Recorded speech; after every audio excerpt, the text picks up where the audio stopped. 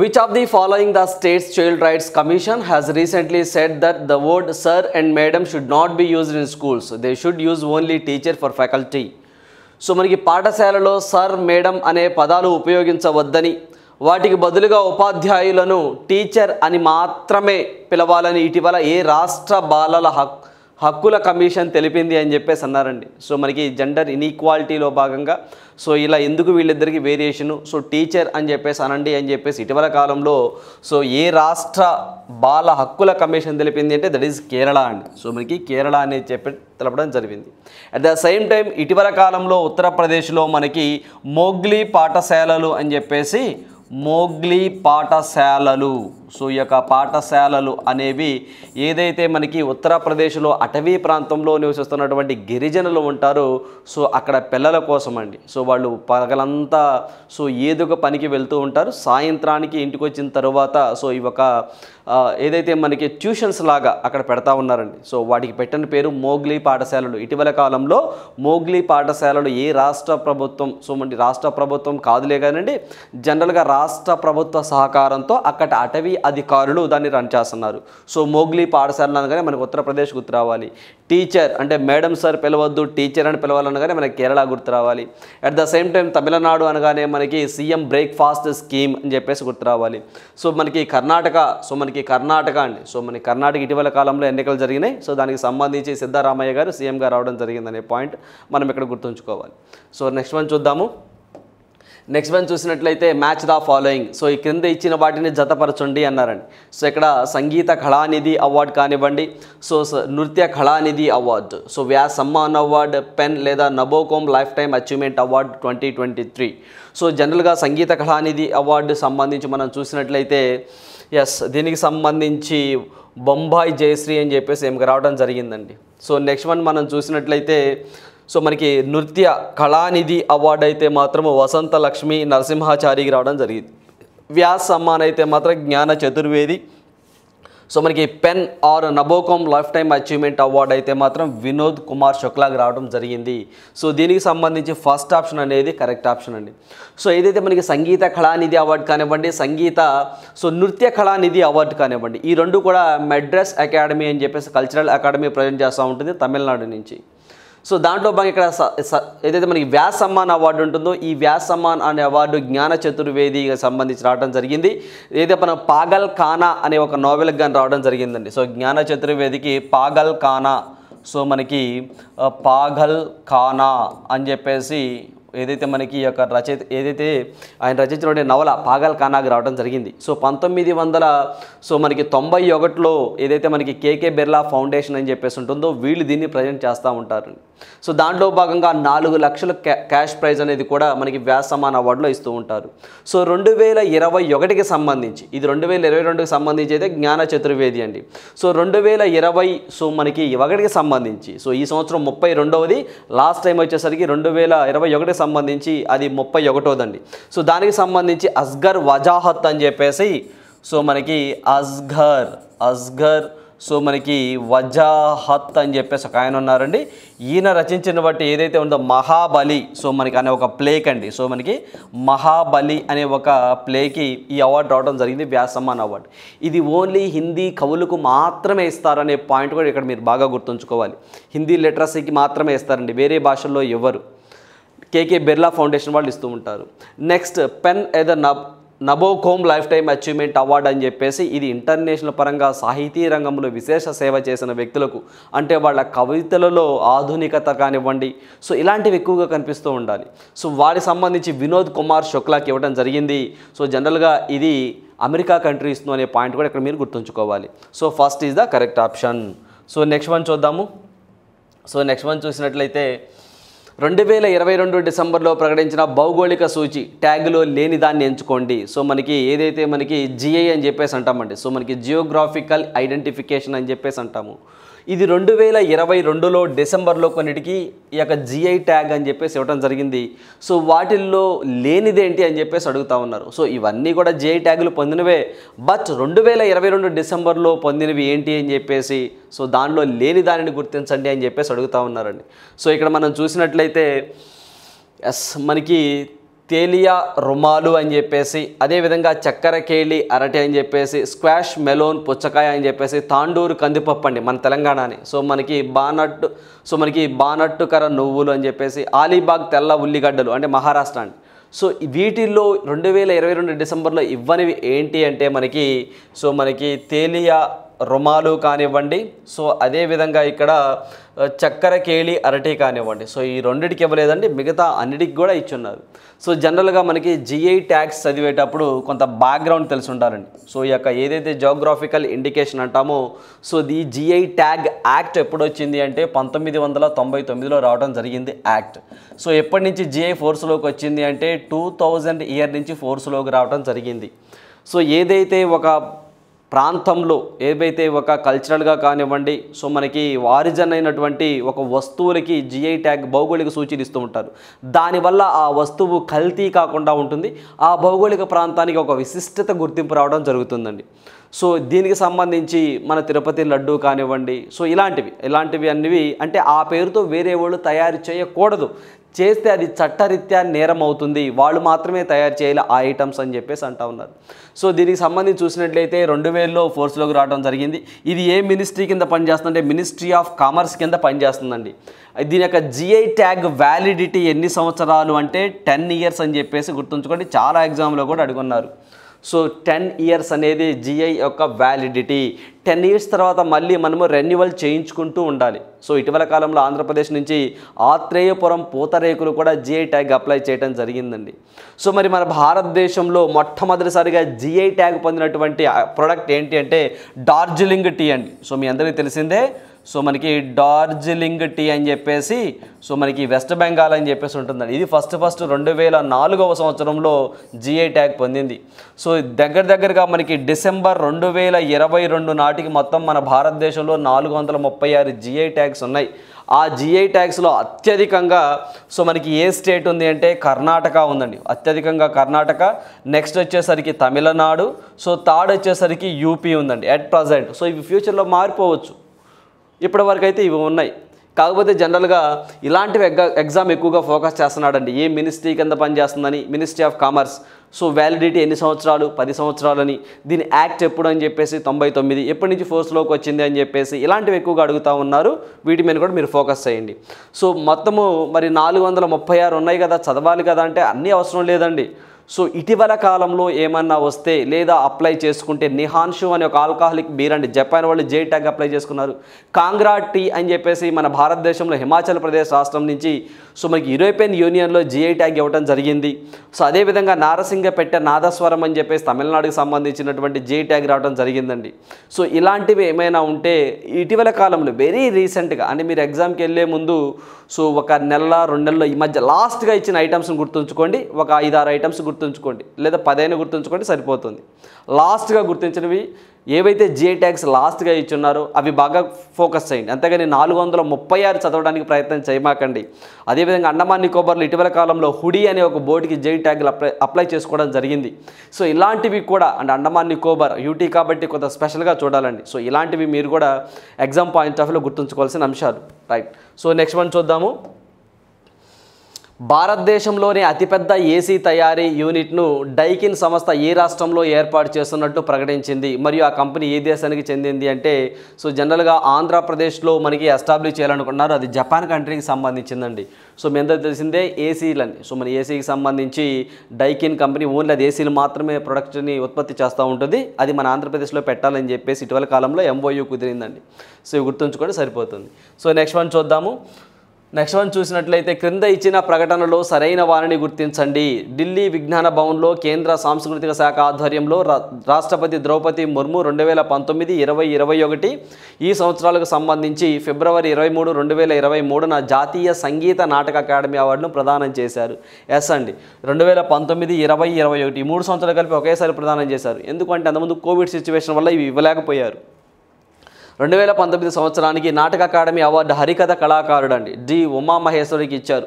ఈ D ఉమామహేశ్వరితో పాటుగానే so మనకి దగ్గరగా 128 మంది కళాకారులకు ఇచ్చారండి. సో ఆ 128 మందిలో మన తెలుగు వ్యక్తులను తెలుసుకుంటే సరిపోతుంది. ఉమామహేశ్వరితో పాటు రాఘవరాజ్ భట్ అని చెప్పేసి సో మనకి ఈయనతో పాటు అండి సో మనకి రాఘవ రాజ్ భట్ అని చెప్పేసి, సో అదేవిధంగా మంగళ్ భట్ అని చెప్పేసి, సో మనకి మంగళ్ భట్ అని చెప్పేసి, సో వీళ్ళిద్దరు దంపతులు అండి కథక్ అనే నృత్యంలో వీళ్ళకి ఇవ్వడం జరిగింది.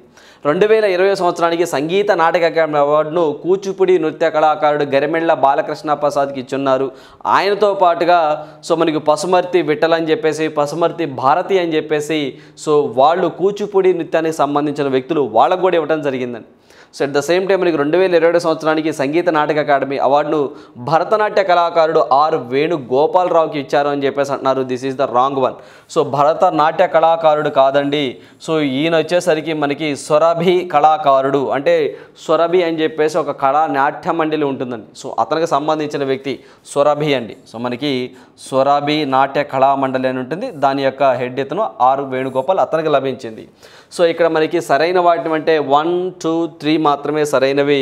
3 ఈజ్ ద కరెక్ట్ ఆప్షన్ అవుతుంది మనకి. సో నెక్స్ట్ వన్ చూద్దాము. సో నెక్స్ట్ వన్ చూసినట్లయితే ఇలాంటి వ్యక్తులకి క్యాష్ ప్రైజ్ అనేది 1,00,000 రూపాయలుగా ఇవ్వడం జరుగుతుంది. సో క్యాష్ ప్రైజ్ కూడా ఇంపార్టెంట్ అండి. 1,00,000 రూపాయలు వీళ్ళందరికీ ఇవ్వడం జరుగుతుందండి. నెక్స్ట్ వన్ చూద్దాము. నీతి ఆయోగ్ ఎగుమతి సూచి 2021 దేశవ్యాప్తంగా ఎగుమతుల స్థితి సంసిద్ధతలో మొదటి 3 స్థానాలు ఏవి అంటున్నారండి. అంటే నీతి ఆయోగ్ ఎగుమతుల సూచి, సో మనకి నీతి ఆయోగ్ అన్నారండి. దీనికి సంబంధించి 3 స్థానాల్లో ఉన్నవి ఏంటి అంటే మనకి గుజరాత్, మహారాష్ట్ర, కర్ణాటక అనేవి 3 స్థానాల్లో ఉండటం జరిగిందండి ఎక్స్పోర్ట్స్ పరంగా. అంటే ఆయా రాష్ట్రాల నుంచి ఎగుమతులు అనేవి ఎక్కువగా జరుగుతూ ఉన్నాయండి, గుర్తుంచుకోండి. అదేవిధంగా ఇక్కడ మనకి నీతి ఆయోగ్ వచ్చింది కాబట్టి, సో జనరల్గా నీతి ఆయోగ్ ఫుల్ ఫామ్ చాలా సందర్భంలో అడిగి ఉండడం జరిగిందండి. National institution for transforming India అని చెప్పేసి అంటాం. ప్లానింగ్ కమిషన్ ప్లేస్లో ఇది రావడం జరిగింది. 2015 జనవరి 1 నుంచి ఫోర్స్లోకి రావడం జరిగింది. సో నీతి ఆయోగ్ అనేది ఒక అడ్వైజరీ బాడీ, ఒక సలహా మండలి మాత్రమే అనే పాయింట్ మీరు గుర్తుంచుకోవాలి. Not a statutory body, not a constitution body, it is a only advisory body. So దీనికి సంబంధించి యొక్క నీతి ఆయోగ్కి సంబంధించి రీసెంట్గా మనకు సీఈఓ మారడం జరిగిందండి. సో అంతకుముందు మనకి ఏదైతే పరమేశ్వరన్ అయ్యర్ అనే వ్యక్తి ఉన్నారు, ఇప్పుడు ప్రజెంట్ మనకి భమిడిపాటి వెంకట రామసుబ్రహ్మణ్యం అనే వ్యక్తి రావడం జరిగింది. సో ఇలాంటివి కూడా మనం exam point of view link చేసుకొని చదువుకోవాలి. ఇది కరెంట్ ఎకానమీ అయినప్పటికీ దీని బ్యాక్గ్రౌండ్ నీతి ఆయోగ్ గురించి కనీసం మీకు ఒక 10 పాయింట్లైనా తెలిసి ఉండాలండి. దీని హెడ్ క్వార్టర్ ఢిల్లీలో ఉంటుందని చెప్పేసి. సో ఈ యొక్క నీతి ఆయోగ్కు సంబంధించినటువంటి సో చైర్మన్గా పిఎం ఉంటారని, వైస్ చైర్మన్గా సుమన్ కే బేరీ అనే వ్యక్తి ఉన్నారని చెప్పేసి కూడా మనం ఇక్కడ లింక్ చేసుకొని చదువుకోవాలి. రైట్. సో నెక్స్ట్ వన్ చూద్దాము. సో మనకి కోవిడ్-19 వ్యాక్సిన్లు వాటి ప్రత్యేకతలతో జతపరచండి అని చెప్పేసి ఇక్కడ అడుగుతున్నారండి. సో ఇక్కడ మనం చూసినట్లయితే దీనికి సంబంధించి కోవిడ్-19కి సంబంధించిందండి.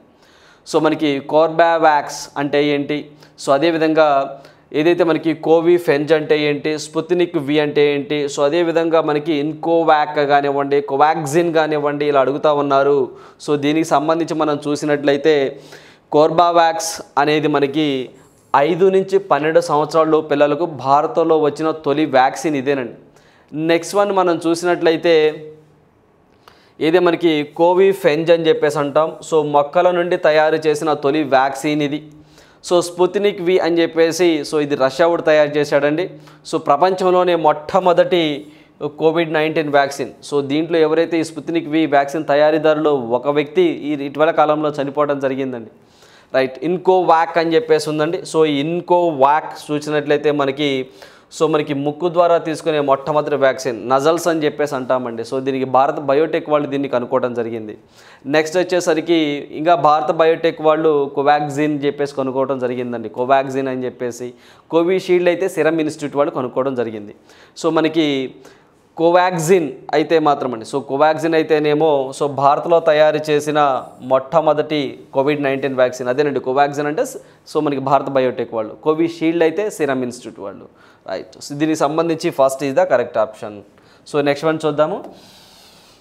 దక్షిణ కొరియాలోని చయాంగ్జూలో జరిగిన ఆసియా స్క్వాష్ టీమ్ ఛాంపియన్షిప్ 2022లో తొలిసారిగా భారత్ ఏ దేశమును ఓడించి విజేతగా నిలిచింది అని చెప్పేసి అడుగుతూ ఉన్నారండి.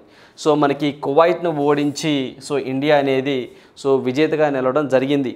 సో దీనికి సంబంధించి ఆసియా స్క్వాష్ టీమ్ ఛాంపియన్షిప్ 2022లో జరిగింది.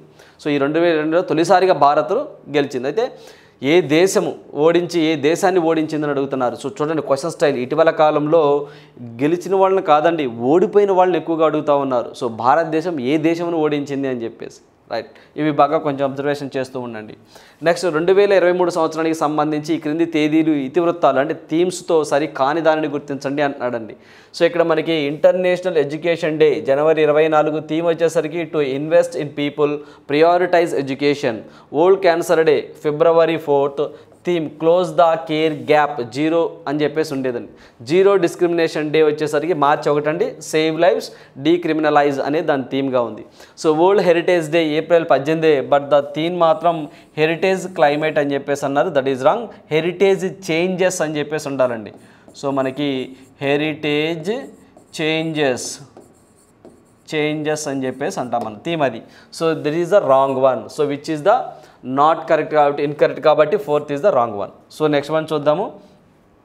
టాటా ట్రస్ట్ విడుదల చేసిన ఇండియా జస్టిస్ రిపోర్ట్ 2022లో 1 కోటి కంటే ఎక్కువ జనాభా కలిగిన 18 రాష్ట్రాలలో ఆంధ్రప్రదేశ్ 5వ స్థానంలో ఉండగా మొదటి 3 స్థానాల్లో నిలిచిన రాష్ట్రాలు ఏవి అన్నారండి.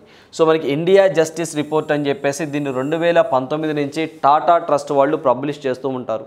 సో ఏ రాష్ట్రంలో సోషల్ జస్టిస్ ఎలా ఉంది అంటే పోలీస్ పనితీరు ఎలా ఉంది, జైళ్ల పరిస్థితి ఎలా ఉంది, న్యాయ వ్యవస్థ ఎలా పనిచేస్తుంది, ఆ రాష్ట్రాలలో న్యాయం సరిగ్గా అందుతుందా లేదా, హైకోర్టుల పనితీరు ఎలా ఉంది, సో ఎంతమంది ప్రజలకి ఎంతమంది జడ్జెస్ ఉన్నారు, ఎంతమంది పోలీసులు ఉన్నారు, న్యాయ వ్యవస్థ యొక్క పనితీరు ఎలా ఉంటుంది, సో ఎంతమందికి న్యాయం జరుగుతుంది, ఏంటి జైళ్ల పరిస్థితి ఏంటి అని చెప్పేసి ఓవరాల్గా వీళ్ళు ఒక రిపోర్ట్ ఇస్తూ ఉంటారు. సో దీంట్లో భాగంగా 1 కోటి మంది కంటే ఎక్కువ, 1 కోటి మంది కంటే తక్కువ అని చెప్పేసి వీళ్ళు ఇలా విడగొట్టడం జరిగిందండి. 1 కోటి మంది కంటే ఎక్కువ జనాభా కలిగిన 18 రాష్ట్రాల్లో ఆంధ్రప్రదేశ్ 5వ స్థానంలో ఉండగా మొదటి 3 స్థానాల్లో అంటే మనకి ఇలాంటి సోషల్ జస్టిస్కి సంబంధించి అంటే ఏవైతే మనకి పోలీసుల పనితీరు కానివ్వండి, న్యాయ వ్యవస్థ పనితీరు కానివ్వండి, జైళ్ళ పరిస్థితి కానివ్వండి, ఇలాంటి వాటిలో బాగా మనకి ఫస్ట్ ప్లేస్లో ఏముంది అంటే మనకి కర్ణాటక, నెక్స్ట్ తమిళనాడు, 3 తెలంగాణ ఉండటం జరిగిందండి. సో మన ఆంధ్రప్రదేశ్ అనేది 5వ స్థానంలో ఉండటం జరిగింది. మరి లాస్ట్లో 18 రాష్ట్రాలు ఉన్నాం కదండి, 18 రాష్ట్రాలలో ఉన్నది చివరిది ఉత్తరప్రదేశ్ అని చెప్పేసి మనం గుర్తుంచుకోవాలి, యూపీ అండి. అదేవిధంగా 1 కోటి కంటే తక్కువ జనాభా ఉన్న వాటిలో అయితే మాత్రము సో 1 crore, సో 1 crore కంటే తక్కువ ఉన్న వాటిలో చూసినట్లయితే సో మనకి సిక్కిం అనేది ఫస్ట్ ప్లేస్లో ఉంది. సో అంటే మొత్తము 7 రాష్ట్రాలను పరిగణలోకి తీసుకున్నారండి. 1 కోటి కంటే తక్కువ ఉన్న వాటిని 7 రాష్ట్రాలను పరిగణలోకి తీసుకుంటే దాంట్లో ఫస్ట్ ప్లేసు సిక్కిం ఉంది. సో మనకి సెకండ్ ప్లేస్ వచ్చేసరికి అరుణాచల్ ప్రదేశ్ ఉంది. సో మనకి థర్డ్ ప్లేస్ వచ్చేసరికి మనకి త్రిపుర ఉందండి. సో మనకి త్రిపుర అని చెప్పేసి ఉండడం జరిగింది.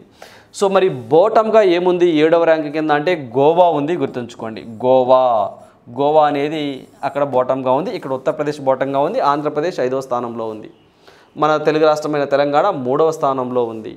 సో ఇవి కూడా ఎగ్జామ్ పాయింట్ ఆఫ్ వ్యూలో మనం ఖచ్చితంగా రేపు ఎక్స్పెక్ట్ చేయొచ్చండి ఈ రిపోర్ట్ గురించి. 2019లో ఈ report first time Tata trust వాళ్ళు అండి సో మనకి విడుదల చేయడం జరిగింది. సో నెక్స్ట్ వన్ చూద్దాము. సో ఇక్కడ వచ్చేసరికి పుస్తకము అండ్ ఆధార్ అని చెప్పేసి ఇచ్చారండి. A matter of the heart education in India, Bipin the man behind the uniform, పైర్ సచిన్ @50 సెలబ్రిటీ మాస్ట్రో అని చెప్పేసి ఇవ్వడం జరిగింది. సో దీనికి సంబంధించి మనం చూసినట్లయితే a matter of the heart education in India, so దీనికి సంబంధించి మనం చూసినట్లయితే మనకి అనురాగ్ బెహర్ అని చెప్పేసి రచించడం జరిగిందండి ఆ బుక్. సో నెక్స్ట్ వన్ మనం చూసినట్లయితే Bipin the man behind the uniform అయితే మాత్రం రచనా బిశ్వాత్ రావత్ అని చెప్పేసి రాయడం జరిగింది.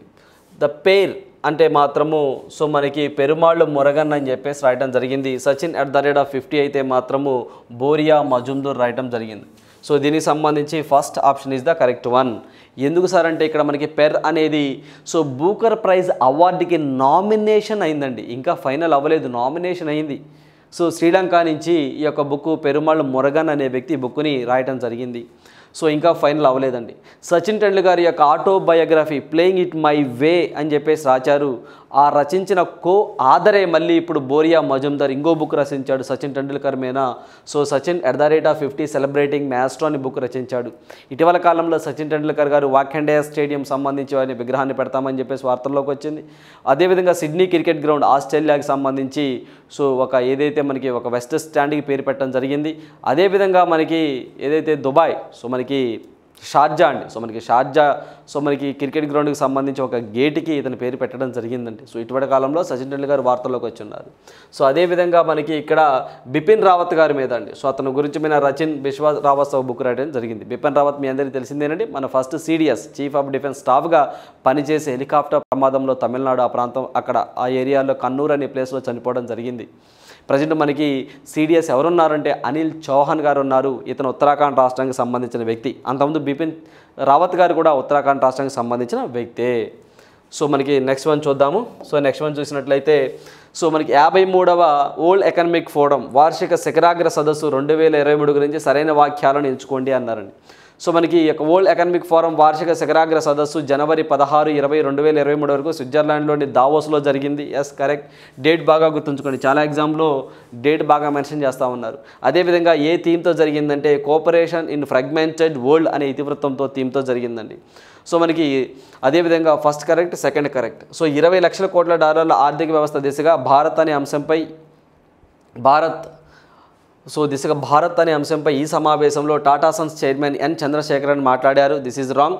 ఈ సదస్సులో భారత్ నుంచి 2 యువ పర్యావరణవేత్తలు కరుణ్ కుమార్ అండ్ కె గాయత్రి రెడ్డి పాల్గొన్నారన్నారు. This is also correct. So క్రింది వాటిలో సరైన వాక్యాలు అంటే ఫస్ట్ కరెక్టేనండి, సెకండ్ కరెక్టేనండి, సో మనకి ఫోర్త్ కరెక్టే. So 1, 2, 4 1, 2, 4 fourth is the correct option దీనికి సంబంధించి. సో జనరల్గా వరల్డ్ ఎకనామిక్ ఫోరం అని చెప్పేసి ఉంటుందండి. ఈ వరల్డ్ ఎకనామిక్ ఫోరం అనేది 1971లో ఎస్టాబ్లిష్ చేయడం జరిగిందండి. సో జర్మనీ కంట్రీకి సంబంధించి స్క్వాబ్ అనే వ్యక్తి సో దీన్ని ఎస్టాబ్లిష్ చేయడం జరిగిందండి. సో దీంట్లో భాగంగానే మనకి క్లాజ్ స్కాబ్ అనే వ్యక్తి దీన్ని ఎస్టాబ్లిష్ చేసి ప్రపంచం ఎదుర్కొంటున్న సవాళ్ళు ఏవైతే ఉన్నాయో వీటిని సో చర్చించడానికి, దానికి పరిష్కార మార్గాలు కనుక్కోవడానికి సో ఒక వ్యవస్థ, ఒక ప్లాట్ఫామ్ ఉండాలి అని చెప్పేసి వరల్డ్ ఎకనామిక్ ఫోరంని ఒకదాన్ని క్రియేట్ చేశారండి. ఇది మనకి జనరల్గా హెడ్ క్వార్టర్ ఎక్కడ అని చాలా ఎగ్జాంపుల్ అడుగుతారు. స్విట్జర్లాండ్ క్లోయన్ అని చెప్పేసి గుర్తుంచుకోండి. సో కోల్గే అని చెప్పేసి ఉంటుందండి. సో మనకి కోలంగి అని చెప్పేసి కూడా అంటామండి. సో మనకి కోల్గ్ని అని చెప్పేసి మనకి స్విట్జర్లాండ్ దీని హెడ్ క్వార్టర్గా ఉంటుంది. సో దీన్ని 1971లో సో మనకి క్లాజ్ స్కాబ్ అనే జర్మనీ వేత్త, సో ఒక ఎకనామిస్ట్ అని దీన్ని తీసుకురావడం జరిగింది. ప్రపంచం ఎదుర్కొంటున్న సవాళ్ళు ఏవైతే ఉన్నాయో ఇక్కడ మాట్లాడుకుంటారు. లైక్ టెర్రరిజం కానివ్వండి, ఎకనామికల్ సిచ్యువేషన్ కానివ్వండి, సో గ్లోబల్ వార్మింగ్ సంబంధించి కానివ్వండి, సో ఆయా దేశాల్లో గవర్నమెంట్ చేపడుతున్న పథకాలకు సంబంధించి కానివ్వండి, ఇవన్నీ ఇక్కడ డిస్కస్ చేసి వాటికి పరిష్కార మార్గాలను వెతుక్కుంటూ ఉంటారనమాట. సో దీనికి సంబంధించి మన భారతదేశం నుంచి వరల్డ్ ఎకనామిక్ ఫోరంకి 100 మంది వెళ్ళారండి. సో 100 మంది వెళ్ళారు. లాస్ట్ టైం తెలంగాణ ఎగ్జామ్లో వెళ్ళని వ్యక్తి ఎవరు అని చెప్పేసి అన్నారు. సో 100 మంది వెళ్ళారు. వాళ్ళల్లో మినిస్ట్రీస్ చూసుకుంటే మనకి అశ్విని వైష్ణవ్ కానివ్వండి, మన్సుఖ్ మాండవ్య కానివ్వండి, సో మనకి ఏదైతే మనకి VK సింగ్ కానివ్వండి, స్మృతి ఇరానీ కానివ్వండి, వీళ్ళు వెళ్ళారు. సో మనకి తెలంగాణ సో KTR గారు కూడా వెళ్ళడం జరిగిందండి. సో మరి 100 మంది వెళ్ళారు కాబట్టి 100 మంది పేర్లు గుర్తుంచుకోవాల్సిన అవసరం లేదండి. సో ఈ మినిస్ట్రీస్ కాబట్టి వీళ్ళు మన తెలంగాణ నుంచి ఆయన వెళ్ళారు కాబట్టి గుర్తుంచుకోవాలి. అట్ ద సేమ్ టైం ఆ సదస్సులో పర్యావరణం గురించి మాట్లాడటానికి సో మనకి ఏదైతే మనకి కరుణ్ కుమార్ అని చెప్పేసి ఒక అతను, సో గాయత్రి రెడ్డి అని చెప్పేసి ఒక లేడీ, వీళ్ళిద్దరూ కూడా సో ఒకళ్ళేమో ఢిల్లీకి సంబంధించిన వ్యక్తులు, ఒకళ్ళేమో బెంగళూరుకి సంబంధించిన వ్యక్తులు. సో వీళ్ళు అక్కడ పార్టిసిపేట్ చేయడం జరిగిందండి. సో ఒక పర్యావరణ అంశం మీద మాట్లాడటం జరిగింది. సో ఇక్కడ మనకి దీనికి సంబంధించి అట్ ద సేమ్ టైం భారతదేశము 2025 కల్లా 5 ట్రిలియన్ ఎకానమీని సాధించాలని చెప్పేసి టార్గెట్గా పెట్టుకుందామని చెప్పేసి మనం అనుకున్నాం. అదేవిధంగా 2047 కల్లా ఇండియా డెవలపింగ్ నుంచి డెవలప్డ్ కంట్రీకి అవ్వాలని టార్గెట్గా పెట్టుకున్నాం. ఇలా అవ్వాలి అంటే మన యొక్క విజన్ ఏంటో సంబంధించి రానున్న ఒక ఏదైతే ఇక్కడ వచ్చేసరికి 20 lakhs కాదండి, 10 lakh. సో మనకి 10 లక్షల కోట్లు అండి. సో మనకి 10 ట్రిలియన్ ఎకానమీని భారతదేశం ఏ విధంగా సాధించబోతుందో అనే అంశం మీద ఎవరు మాట్లాడారంటే మనకి ఎన్ చంద్రశేఖరన్ గారు మాట్లాడారండి, Tata Sons chairman. At the same time G20లో భాగంగా B20 అని చెప్పేసి, బిజినెస్ 20 అని చెప్పేసి ఒక కార్యక్రమం జరిగిద్దండి. ఇది ఒక B20 అంటే బిజినెస్ 20. మన భారతదేశంలో బిజినెస్ చేసే వ్యక్తులు ఎదుర్కొన్న సవాళ్ళు, ఆ సంస్థలకు ఎటువంటి ఇబ్బందులు ఉన్నాయి, ఏమున్నాయి, సో ఇదంతా రిప్రజెంట్ చేసే వ్యక్తి చంద్రశేఖరన్ గారి అనే పాయింట్ కూడా ఇక్కడ మీరు మెన్షన్ చేసి చదువుకోవాలి. సో G20లో భాగంగా B20 సమావేశాలు కూడా జరిగినాయి. ఈ B20 సమావేశాలకు హెడ్ రిప్రజెంటేటివ్ ఎవరు అంటే మనకి చంద్రశేఖరన్ గారు అనే పాయింట్ కూడా ఇక్కడ మెన్షన్ చేసి గుర్తుంచుకోవాలి. సో నెక్స్ట్ వన్ చూద్దాము. Find the incorrect pair among the following. So మనకి Hong Kong flu virus, avian flu virus, squirrel fox, COVID-19 అని చెప్పేసి ఇక్కడ అడగడం జరిగింది. సో ఇక్కడ మనం చూసినట్లయితే ఎస్ మనకి హాంకాంగ్. సో ఇక్కడ మనకి హాంకాంగ్ ఫ్లూ వైరస్ అని చెప్పేసి ఉందండి. సో దిస్ ఈజ్ ద క్రింది వాటిలో సరి కానిది ఏది అన్నాడు. సో ఇది వచ్చేసరికి సరికాదు అండి. ఎందుకంటే ఇక్కడ మనకి H3N2 అని చెప్పేసి ఉండాలండి. సో మనకి H3N2 అని చెప్పేసి ఉండాలి.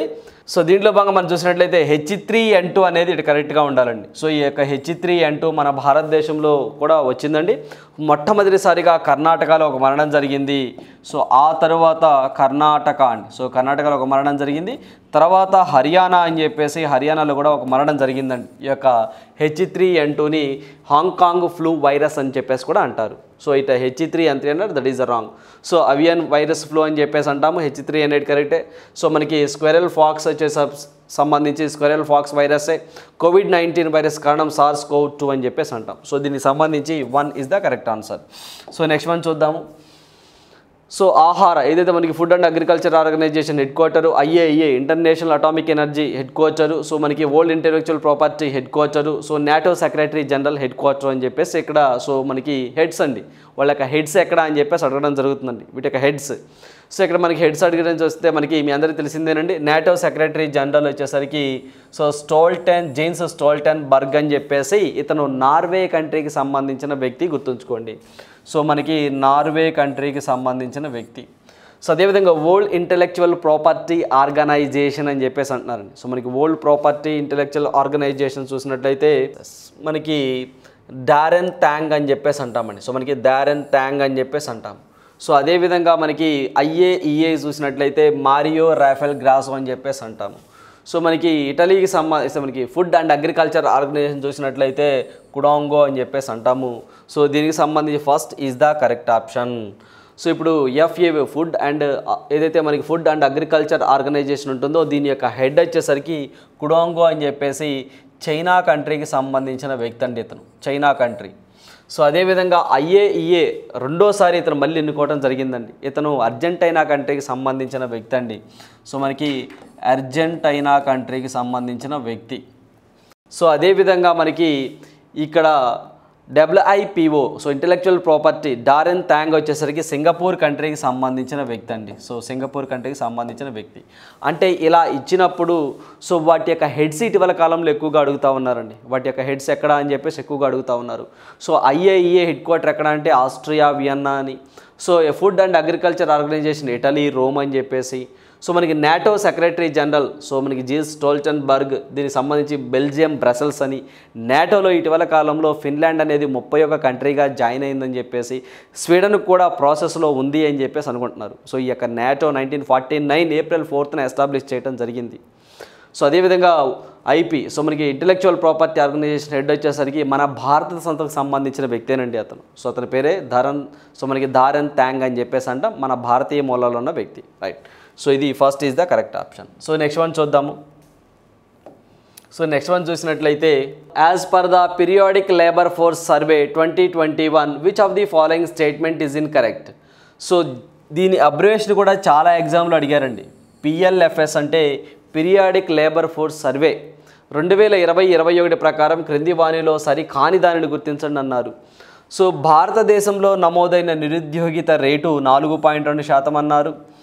ఆంధ్రప్రదేశ్లో నమోదైన నిరుద్యోగిత రేటు 4.1% అన్నారు. సో అదేవిధంగా మనకి అత్యధిక నిరుద్యోగిత రేటు ఉన్న రాష్ట్రం జార్ఖండ్ అని చెప్పేసి అంటున్నారు, that is the wrong one. So సరికానిది అంటే ఇదేనండి. అత్యల్ప నిరుద్యోగిత రేటు అంటే మనకి అన్ఎంప్లాయ్మెంట్ రేటు గోవా అని చెప్పేసి అంటున్నారు. సో దీనికి సంబంధించి ఒకసారి మనం చూసినట్లయితే సో ఏదైతే దీనికి సంబంధించి గ్రామీణ ప్రాంత నిరుద్యోగిత రేటు అయితే మాత్రము 3.3%గా ఉందండి. సో మనకి గ్రామీణ ప్రాంతం అయితే మాత్రము 3.3%గా ఉంది. సో అర్బన్ ఏరియాస్లో అయితే మాత్రము పట్టణ శాతం అయితే 6.7%గా ఉందండి. సో యావరేజ్గా నిరుద్యోగిత రేటు 4.2%గా ఉంది. సో మన ఆంధ్రప్రదేశ్ అయితే మాత్రం 4.1గా ఉంది. తెలంగాణ తీసుకున్నట్లయితే మనము 4.9%గా ఉంది నిరుద్యోగిత రేటు. సో ఏదైతే అత్యధికంగా మనకి ఇక్కడ అత్యధికంగా జార్ఖండ్ అన్నది రాంగ్ కాబట్టి ఇక్కడ అత్యధిక నిరుద్యోగిత రేటు ఉంది ఎక్కడ అంటే నాగాల్యాండ్ అండి. సో మనకి నాగాల్యాండ్లో అత్యధికంగా ఉంది. నాగాల్యాండ్లో 25.8% అనేది నిరుద్యోగిత రేటు ఉంది. ఆ తర్వాత నాగాల్యాండ్ తర్వాత కేరళ. సో మనకి కేరళలో సెకండ్ హైయెస్ట్ ఉంది, 10% ఉంది. అదేవిధంగా అత్యల్ప నిరుద్యోగిత రేటు గోవా అన్నాము, 2% మాత్రమే. సో నెక్స్ట్ సెకండ్ ప్లేస్లో ఉంది సిక్కిం అని చెప్పేసి మనం గుర్తుంచుకోవాలి. సిక్కిం వచ్చేసరికి కూడా 2.2% అండి. So according to the periodic labour force survey ప్రకారము. రైట్, ఇక్కడ వచ్చేసరికి అత్యధికంగా మనకి నాగాల్యాండ్ ఉండాలి. నెక్స్ట్ వన్ చూద్దాము. మనం దీన్ని ఎకానమీలో చదువుకుంటామండి. సో కరెంట్ ఎకానమీలో మనం చదువుకుంటాము. సో ఫర్ ఎగ్జాంపుల్ దీనికి సంబంధించి 2021 అండి. సో ఒకవేళ 21, 22 కానీ సో 22, 23 కానీ వస్తే మనం అప్డేట్ చేసుకోవాలి అక్కడ. రైట్, సో నెక్స్ట్ వన్ చూద్దాము. సో 8వ ఇండియా ఇంటర్నేషనల్ సైన్స్ ఫెస్టివల్కి సంబంధించి సరైన అంశాలను గుర్తించండి అన్నారండి. సో దీన్ని మధ్యప్రదేశ్లోని భోపాల్లో జనవరి 21, 2023 ప్రారంభించారు. మధ్యప్రదేశ్ ముఖ్యమంత్రి శివరాజ్ సింగ్ చౌహాన్ మరియు ప్రధాని నరేంద్ర మోదీ దీన్ని సంయుక్తంగా ప్రారంభించారన్నారు. This is the wrong. So Narendra Modi కాదండి. సో దీనికి ఎవరైతే మనకి సైన్స్ అండ్ టెక్నాలజీ మినిస్ట్రీ ఉన్నారో జితేంద్ర సింగ్ గారండి. సో మనకి జితేంద్ర సింగ్ అని చెప్పేసి ఒక ఆయన ఉంటారు, జితేంద్ర సింగ్ అండి. సో మనకి జితేంద్ర సింగ్ అని చెప్పేసి ఒక వ్యక్తి ఉన్నారు. సో అతను ప్లస్ ఏదైతే మధ్యప్రదేశ్ సీఎం శివరాజ్ సింగ్ చౌహాన్ గారు కలిసి ప్రారంభించారు. దీని యొక్క థీమ్ వచ్చేసరికి marching towards the Amrit Kaal with the science technology and innovation అని చెప్పేసి అంటామండి. దాని యొక్క థీము తొలి ఇండియా ఇంటర్నేషనల్ సైన్స్ ఫెస్టివల్ 2015లో నిర్వహించారు. సో సరైనవి అంశాలంటే 134 అండి. సో మనకి 134 ఎక్కడుంది అంటే 166, 3 ఈజ్ ద కరెక్ట్ ఆన్సర్ అవుతుంది. సో నెక్స్ట్ వన్ చూద్దాము. సో సైన్స్ అండ్ టెక్నాలజీలో కానివ్వండి లేదా కరెంట్ ఈవెంట్స్లో కానీ మనం ఏదైనా ఒక అంశం అంటే ఒక కాన్ఫరెన్స్ ఎక్కడ జరిగినప్పుడు ఆ కాన్ఫరెన్స్ ఫస్ట్ ఎప్పుడు జరిగింది, దాని థీమ్ ఏంటి, ఎవరు ప్రారంభించారు, ఎక్కడ జరిగింది. సో ఇలాంటివి ఎక్కువగా అంటే ఇలా మీరు అనాలిసిస్ చేసుకొని చదువుకోవాలండి. అంటే మనకి చూడండి ఇక్కడ ఎన్ని పాయింట్లు ఉన్నాయో, థీమ్ కవర్ అయిందా, స్టార్టింగ్ ఎప్పుడైందో కవర్ అయిందా, ఎట్ ద సేమ్ టైం ఎవరు ప్రారంభించారో చేసామా, సో ఎక్కడ జరిగిందో మనం చెప్పుకున్నామా, మొత్తం 4 పాయింట్లు కవర్ అయినట్టు. రైట్, సో నెక్స్ట్ వన్ చూద్దాము. ఈ క్రింది వానిలో సరైన అంశాలను కనుగొనండి అన్నారండి. దేశంలోనే యాపిల్ తన రిటైల్ స్టోర్ను మొట్టమొదటిసారిగా ఢిల్లీ నగరంలో ప్రారంభించిందన్నారు. దట్ ఈస్ ద రాంగ్ అండి. మొట్టమొదటిగా మనకి సో ముంబై అండి. సో ఫస్ట్ మనకి ముంబైలో ప్రారంభించడం జరిగింది. ఏప్రిల్ 20 కాదండి, ఏప్రిల్ 18. సో దాంట్లో భాగంగా దీనికి సంబంధించి మనకి బాంద్రా కుర్లా, సో మనకి బాంద్రా కుర్లా స్టోర్గా దీనికి పేరు పెట్టడం జరిగింది. That is wrong one. రెండవ రిటైల్ స్టోర్ను ముంబై అన్నారు. That is wrong. సో ఢిల్లీలో అండి. సో ఇది ఢిల్లీలో పెట్టడం జరిగింది. ఎప్పుడు అంటే ఏప్రిల్ 20వ తారీఖు అండి. సో ఇది కూడా రాంగే. దీనికి సాకేత్ అని చెప్పేసి పేరు పెట్టారు, కరెక్టే. దానికి ఏమో ముంబైలో దానికి బాంద్రా కుర్లా కాంప్లెక్స్ అని చెప్పేసి పేరు పెట్టారు. సో ఈ కంపెనీ స్థాపించింది స్టీవ్ జాబ్స్ అని చెప్పేసి. దీని యొక్క ప్రధాన కేంద్రాలయం కాలిఫోర్నియా, అమెరికాని. ఈ రెండు కరెక్టే. సో ఈ క్రింది వాటిలో సరైన అంశాలు అంటే 3-4 అండి. సో మనకి 3-4 ఫస్ట్ ఆప్షన్. సో జనరల్గా యాపిల్ ఫౌండర్ ఎవరు అంటే స్టీవ్ జాబ్స్ అని చెప్పేసి మీ అందరికీ ఐడియా ఉండే ఉంటుంది. రైట్, సో ఈ రెండు కూడా స్టోర్స్ అటు ఇటు జిగ్జాగ్ అవడం జరిగిందండి. డేట్స్ కూడా మారిపోయినాయి. సో గుర్తుంచుకోండి, రిటైల్గా ఫస్ట్ టైం. అంతకుముందు మనకి థర్డ్ పార్టీ కింద రిలయన్స్ డిజిటల్లో, ఆన్లైన్లో ఇలా అమ్మేదండి. బట్ ఇప్పుడు తన సొంత స్టోర్స్ని పెట్టుకుంది. So Mumbai and Delhi. So next one చూద్దాము. ప్రజెంట్ మనకి టీమ్ కుక్ అనే వ్యక్తి అండి. సో ప్రజెంట్ దీనికి టీమ్ కుక్ అనే వ్యక్తి సో ప్రజెంట్ యాపిల్ సీఈఓగా ఉండడం జరిగింది. టీమ్ కుక్ ఇండియా కూడా రావడం జరిగిందండి. అతనే ప్రారంభించాడు వాటిని. నెక్స్ట్ వన్ చూద్దాము. 2023లో జరిగిన వివిధ టోర్నీలను వారి విజేతలతో జతపరచండి అన్నారండి. సో ఇండియన్ ఓపెన్ బ్యాడ్మింటన్ పురుషుల men's single, Malaysian open badminton men's single, so all England open badminton men's single, Spain open badminton single. So ఇక్కడ మనం చూసినట్లయితే సో దీనికి సంబంధించి Indian open badminton men's so ఎవరు విన్ అయ్యారు అని అడుగుతూ ఉన్నారండి. ఎవరు విన్ అయ్యారు అంటే ఎస్ మనకి కెంటా నిషియోట్ అనే వ్యక్తి ఇదయ్యారండి. సో మనకి ఇక్కడ కెంటా నిషియోట్ అని చెప్పేసి ఎస్ఎస్ సారీ అండి. సో దీనికి సంబంధించి మనం చూసినట్లయితే ఇండియా ఓపెన్ బ్యాడ్మింటన్ అయితే మాత్రము కొండ్లావత్ విడిట్ సరన్ అని చెప్పేసి ఇతను విన్ అవడం జరిగింది. నెక్స్ట్ వన్ చూసినట్లయితే మలేషియా ఓపెన్ బ్యాడ్మింటన్ సింగిల్ అయితే మాత్రము విక్టర్ ఆక్సల్ సేన్. సో అదేవిధంగా మనకి all England open badminton singles అయితే మాత్రము లిషి ఫెంగ్. సో నెక్స్ట్ స్పెయిన్ అయితే మాత్రము నిషియోట్ అని చెప్పేసి ఇతను వినడం జరిగింది. So 4th is the correct option. So వీళ్ళతో పాటుగా ఎవరి ఓడిపోయారో కూడా మనం ఖచ్చితంగా డిఫీటర్ కూడా మనం ఖచ్చితంగా గుర్తుంచుకోవాలి. సో ఇప్పుడు ఒక్కొక్కరి గురించి చూద్దామండి. ఇక్కడ మనకి ఇండియన్ ఓపెన్, సో దీనికి సంబంధించి చూసినట్లయితే గెలిచింది ఎవరు అంటే మనకి కుండ్లావత్ విడియట్ సరన్ అని చెప్పేసి అన్నాం. ఇతను థాయిలాండ్ కంట్రీకి సంబంధించిన వ్యక్తి. సో ఇతని మీద ఓడిపోయిన వ్యక్తి ఎవరు అంటే మనము ఏదైతే మనకి అక్సాల్ సేన్ అని చెప్పేసి ఉన్నాం చూసారంటే ఇతను ఓడిపోయాడు ఇతని మీద. సో మనకి అక్సాల్ సేన్ ఓడిపోవడం జరిగింది. ఇతను డెన్మార్క్ కంట్రీకి సంబంధించిన వ్యక్తి. సో అదేవిధంగా మలేషియా బ్యాడ్మింటన్ సింగిల్స్ అయితే మాత్రం గెలిచింది అక్సెల్సన్ డెన్మార్క్ కంట్రీకి సంబంధించిన వ్యక్తి. సో ఇతని మీద ఓడిపోయిన వ్యక్తి ఎవరు అంటే జపాన్కి సంబంధించి సునియాన్ అని చెప్పేసి ఒక ఆయన ఉన్నారండి. సునియాన్ అని చెప్పేసి అతను ఓడిపోవడం జరిగింది. నెక్స్ట్ మనకి all India England open badminton అయితే మాత్రము లిష్ ఫెంగ్ అని చెప్పేసి చైనా కంట్రీకి సంబంధించిన వ్యక్తి వీడు గెలిచాడు. ఓడిపోయింది ఎవరు అంటే మనము షియాన్కి అని చెప్పేసి షియాన్కి అతను కూడా చైనా కంట్రీకి సంబంధించిన వ్యక్తే. నెక్స్ట్ వచ్చేసరికి స్పెయిన్ ఓపెన్ బ్యాడ్మింటన్ పురుషుల సింగిల్స్ కెంటా నిషియోట్ అని చెప్పేసి జపాన్ కంట్రీకి సంబంధించిన వ్యక్తి. ఓడిపోయింది ఎవరు అంటే జపాన్ కంట్రీ వాడి పేరు వచ్చేసరికి సునేయా మాను అనే వాడి మీద సో వీడి విన్ అవటం జరిగిందండి. సో ఎప్పుడైనా సరే వాళ్ళ కంట్రీస్, గెలిచిన వాళ్ళ కంట్రీస్ పేర్లు, ఓడిపోయిన వాడి పేరు, వాడి కంట్రీస్ ఇలాంటి ఎగ్జామ్లు ఎక్కువగా అడుగుతూ ఉన్నారు. సో అందువల్ల మొత్తం మనం గుర్తుంచుకోవాల్సిందే. 4th is the correct option. So next one చూద్దాము. For the first time in the world a floating city is being built on the coast of the Busan. The city of the Busan is in which country? ప్రపంచంలోనే తొలిసారిగా Busan నగర తీరంలో నీటిపై తేలియాడే నగరాన్ని నిర్మిస్తున్నారు. అయితే ఈ బుసాన్ నగరం ఏ దేశంలో కలదు అని చెప్పేసి అంటా ఉన్నారు. సో దీనికి సంబంధించి చూసినట్లయితే సౌత్ కొరియాలో ఉందని చెప్పేసి మనం గుర్తుంచుకోవాలండి. So south Korea. So south Korea అనగానే మీకు ఒక పాయింట్ గుర్తుండాలి. ప్రపంచంలోనే అతి తక్కువ ఫర్టిలిటీ రేట్, సంతానోత్పత్తి రేట్ తక్కువగా ఎక్కడ ఉంది అంటే సౌత్ కొరియాలోనే ఉందండి. సో దగ్గర 0.8% ఉంది. సో దీనికి సంబంధించి అతి తక్కువగా, మన దగ్గర అయితే మాత్రం 2గా ఉందండి. సో ఇక్కడ మనకి తేలియాడే నగరాన్ని నిర్మిస్తున్నారు. సో ఏదైతే మనకి సునామీలు కానివ్వండి, సో ఏదైనా ఫ్లడ్స్ కానీ వచ్చినా సరే సో చెక్కు చెదరకుండా సో ఏదైతే మనకి బేస్ చేసుకొని ఆ సముద్రాన్ని, సాగర తీరాన్ని బేస్ చేసుకొని దీన్ని కన్స్ట్రక్ట్ చేయడం జరిగిందండి.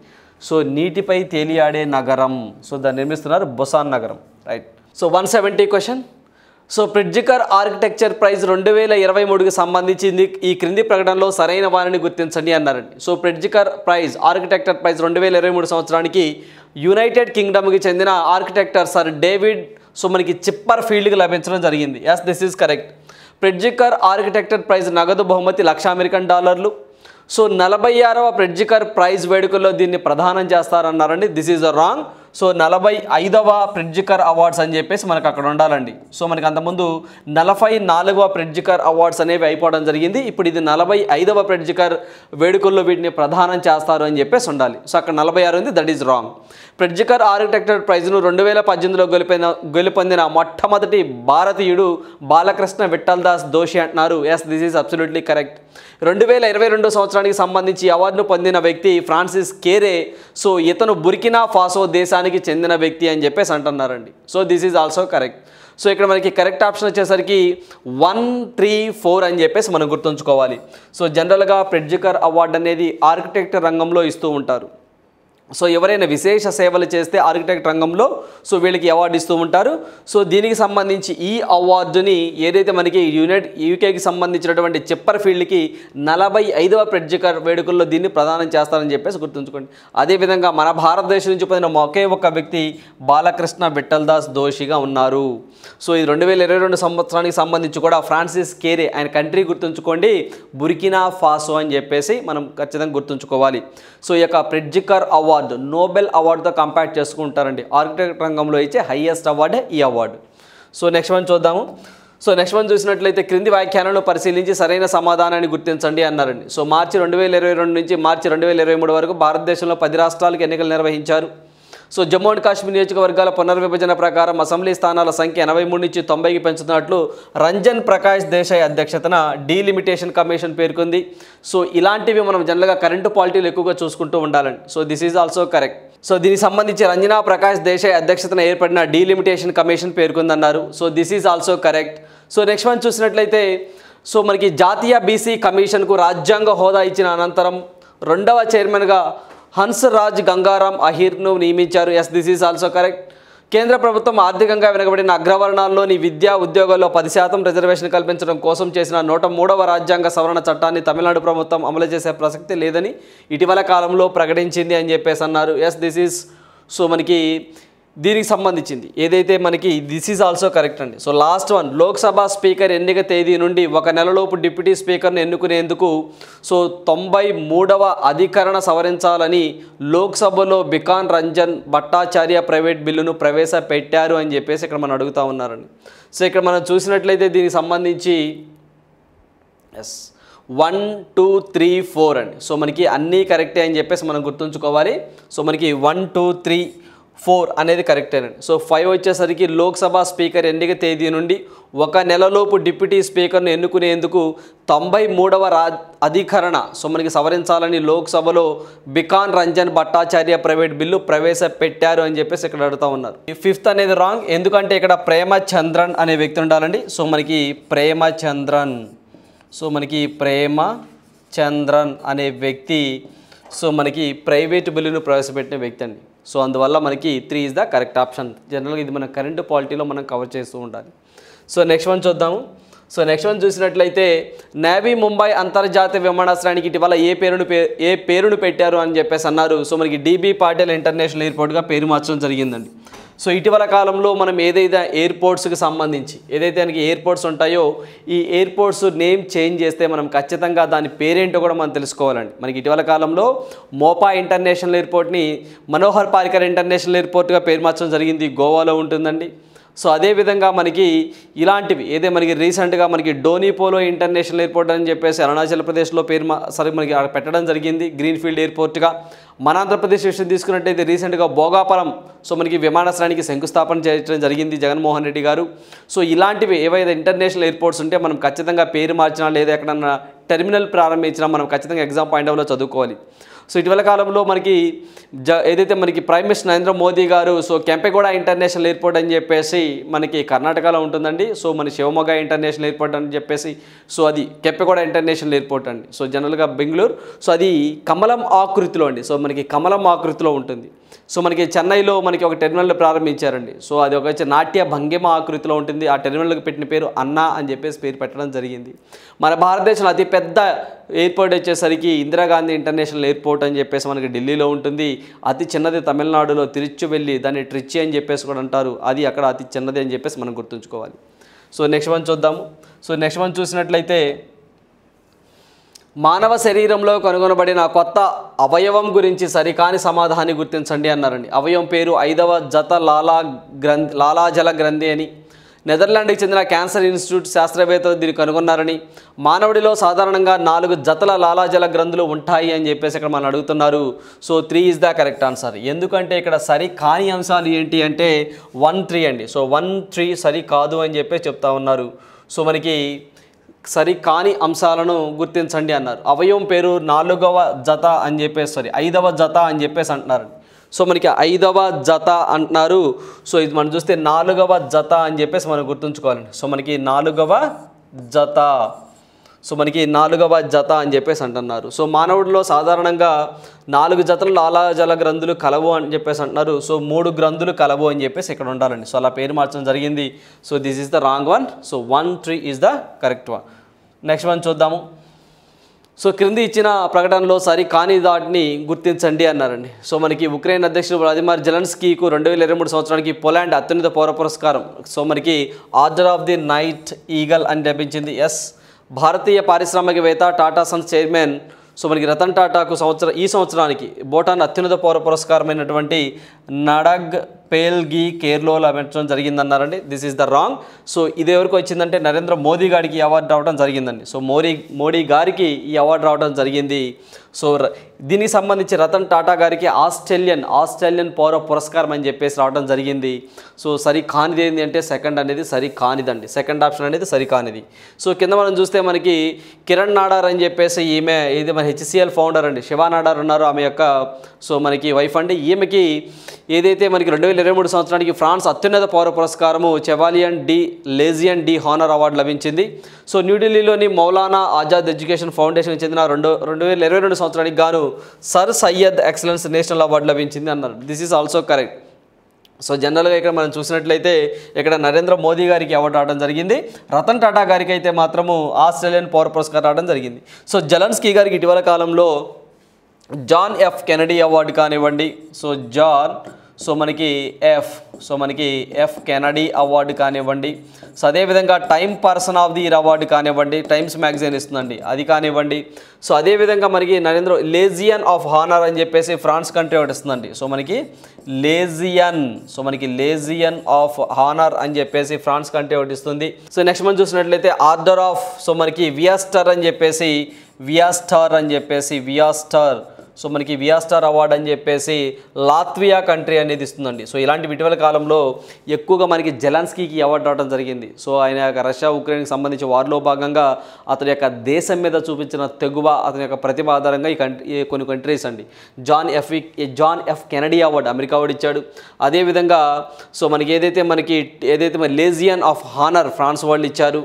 అదేవిధంగా మ్యాగ్నే ప్రైజ్ అని చెప్పేసి time person of the year award అని చెప్పేసి ఇవన్నీ ఇటీవల కాలంలో సో మనకి ఉక్రెయిన్ అధ్యక్షుడు వ్లాదిమిర్ జెలెన్స్కీకి రావడం జరిగింది. సో ఇక్కడ మనకి second is the correct option. ఎందుకంటే నరేంద్ర మోదీ గారికి వచ్చిందండి, ఇది ఆయతనకు కాదు. ఇంకా నరేంద్ర మోదీ గారికి సో మనకి ఏదైతే ఆర్డర్ ఆఫ్ సెయింట్ ఆండ్రూ అని చెప్పేసి రష్యా వాళ్ళు ఇస్తారు అవార్డు వచ్చింది. ఆర్డర్ ఆఫ్ సో మనకి జైంట్ అని చెప్పేసి యుఏఈ వాళ్ళు ఇస్తారండి, ఆ అవార్డు కూడా ఇతనికి రావడం జరిగింది నరేంద్ర మోదీ గారికి. సో నెక్స్ట్ వన్ చూద్దాము. సో నెక్స్ట్ వన్ చూసినట్టయితే 36వ జాతీయ క్రీడలు 2022 గురించి సరికాని వాక్యాలను గుర్తించండి అన్నారండి. ఈ టోర్నీ గుజరాత్లో జరిగిందన్నారు అక్టోబర్ సో మనకి 29-12 వరకు. సో సర్వీసెస్ కంట్రోల్ బోర్డ్ అనేవాడు 128 పథకాలు అగ్రస్థానంలో నిలిచింది. ఈ క్రీడల్లో ఉత్తమ క్రీడాకారిణిగా అవార్డు పూజా పటేల్ లభించిందన్నారు. బెస్ట్ స్టేట్ ట్రోఫీ అవార్డు మహారాష్ట్రకు లభించిందన్నారు. సరి కానిది కాబట్టి 3 అనేది సరి కాని అంశం అండి. సో ఇక్కడ మనం చూసినట్లయితే క్రీడాకారుల్లో ఉత్తమ క్రీడాకారిణి అవార్డు వచ్చింది పూజా పటేల్ అన్నారండి. దిస్ ఈజ్ రాంగ్, పూజా పటేల్ కాదండి. సో మనకి హషికా రామచంద్ర అనే వ్యక్తి రావడం జరిగింది. కర్ణాటక అండి, స్విమ్మర్ అండి. So swimmer. సో దీనికి సంబంధించి 7 పతాకాలు సాధించడం జరిగిందండి, 7 పతాకాలు. సో దీని యొక్క ఏదైతే మనకి ఎస్ఎస్సి సో మనకి సర్వీసెస్ స్పోర్ట్స్ కంట్రోల్ బోర్డ్ అని చెప్పేసి దీంట్లో గవర్నమెంట్ ఎంప్లాయీస్ అండి, రైల్వేకి సంబంధించి. సో ఇలాంటి వాటిలో అంతా కలిపి ఒక జట్టుగా సో వీళ్ళు పార్టిసిపేట్ చేయడం జరిగింది. సో దీంట్లో భాగంగా చూసినట్లయితే దీనికి మనకి ఏదైతే ఈ యొక్క ఎస్ఎస్బి ఉంటుందో సో ఎస్సిబి కానివ్వండి, సో దీనికి ఫస్ట్ ప్లేస్ రావడం జరిగిందండి మెడల్స్. సో మనకి దీనికి సంబంధించి 61 గోల్డ్స్, సో 35 సిల్వర్స్, 32 బ్రాంజ్ రావడం జరిగిందండి ఎస్ఎస్బి. నెక్స్ట్ వచ్చేసి సెకండ్ ప్లేస్లో మనకి మహారాష్ట్ర ఉందండి. సో మనకి మహారాష్ట్ర అనేది సెకండ్ ప్లేస్లో ఉంది. So 39, 38, 63 silver. సో ఓవరాల్గా మనకి 148, ఓవరాల్గా వీళ్ళు 128. సో గోల్డ్ ఎక్కువ కాబట్టి వాళ్ళే ఫస్ట్ ప్లేస్లో ఉన్నారు. నెక్స్ట్ వన్ చూసినట్లయితే మనకి హర్యానా అండి. సో మనకి హర్యానా థర్డ్ ప్లేస్లో ఉండడం జరిగిందండి. సో వీళ్ళు వచ్చేసరికి 38 గోల్డ్, 38 సిల్వరు, 30 బ్రాంజ్. సో ఓవరాల్గా 116. మన ఆంధ్రప్రదేశ్ విషయం తీసుకున్నట్లయితే ఏపీ ర్యాంక్ వచ్చేసరికి 21వ ర్యాంకులో ఉండడం జరిగిందండి, 21వ స్థానంలో ఉండడం జరిగింది. సో దీంట్లో భాగంగా మనోళ్ళు ఆంధ్రప్రదేశ్ అండి. సో మనకి 2, 9, 5 అంటే 2 గోల్డ్, 9 సిల్వరు, 5 బ్రాంజ్, మొత్తము 16 విన్ అవటం జరిగింది. సో ఇక్కడ మనకి ఉత్తమ క్రీడాకారిణిగా మనకి హషికా రామచంద్ర వాళ్ళు రావడం జరిగిందండి. సో దీనికి సంబంధించి యొక్క 36వ జాతీయ క్రీడల మస్కడ్ సంబంధించి చూస్తే సవాజ్ అని చెప్పేసి అంటామండి, ఆసియా శివంగి అని, రైట్. సో నెక్స్ట్ వన్ చూద్దాము. సో కోవిడ్-19కి సంబంధించి కొంత టెర్మినాలజీ ఇవ్వడం జరిగిందండి. సో మనకి కాంటాక్ట్ ట్రేసింగ్ అంటే ఏంటి, కోమార్పిడీస్ అంటే ఏంటి, ఇన్ఫెక్షన్ ఫెటాలిటీ రేట్ అంటే ఏంటి, సో మనకి ఫ్లెటెనింగ్ ఆఫ్ ద కర్వ్ అంటే ఏంటి అని చెప్పేసి అడగడం జరిగింది. సో ఇక్కడ మనం చూసినట్లయితే second is the correct option అండి.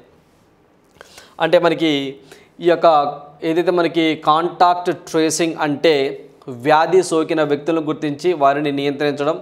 కోమార్పిడిస్ అంటే మాత్రము సో మనకి వ్యక్తి యొక్క ఆరోగ్య స్థితి తీవ్రమైన అపాయంలోనికి వెళ్ళే స్థితి. ఇన్ఫెక్షన్ ఫెటాలిటీ రేట్ అంటే మాత్రం సో మనకి నిర్దిష్ట జనాభాలో వ్యాధి సంక్రమించడం ద్వారా మరణించే వారి సంఖ్య.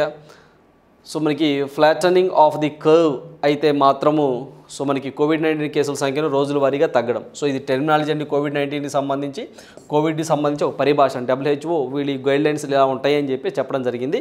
పేర్లు గుర్తుంచుకొని సరిపోతుంది అంతే. నెక్స్ట్ వన్ చూద్దాము.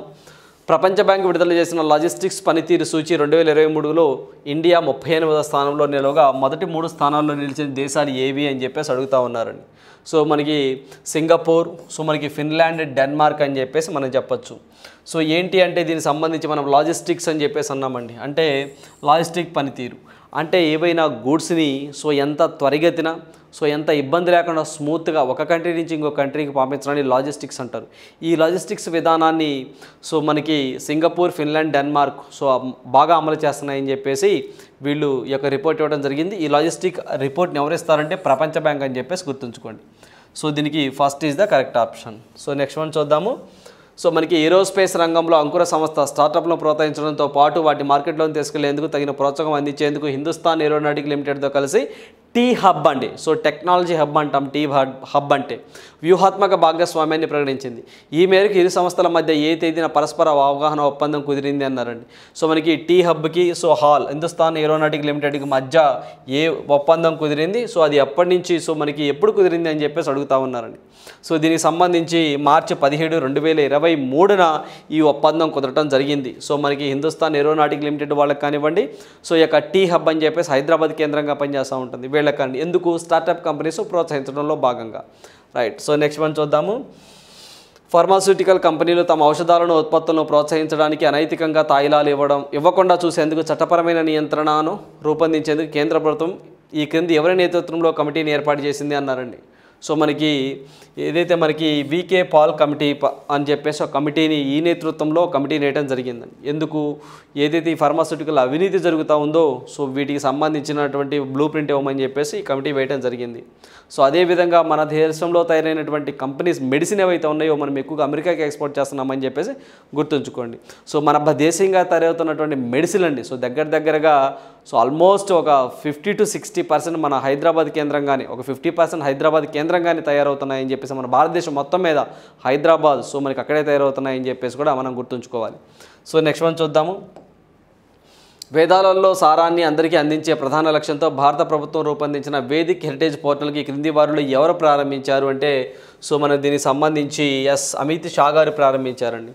సో మన కల్చర్ ఏంటి, మన సంస్కృతి ఏంటి, మన సాంప్రదాయాలు ఏంటి, ఇవన్నీ తెలుసుకోవాలంటే వేదిక్ పోర్టల్ అని చెప్పేసి అక్కడ మహాభారతం, రామాయణం సో దీని గురించిన విషయాలన్నీ ఉంటాయండి. సో అవి మనం లర్న్ చేసి సో మనము మంచిగా ఉండే విధంగా సో వేదాలలో సారాన్ని అందరికీ పంచే విధంగా జ్ఞానాన్ని పంచాలని చెప్పేసి ఒక పోర్టల్ ప్రారంభించారు. దాన్ని వేదిక్ హెరిటేజ్ పోర్టల్ అని చెప్పేసి అంటారు. దాన్ని ప్రారంభించింది అమిత్ షా గారు. సో నెక్స్ట్ వన్ చూద్దాము.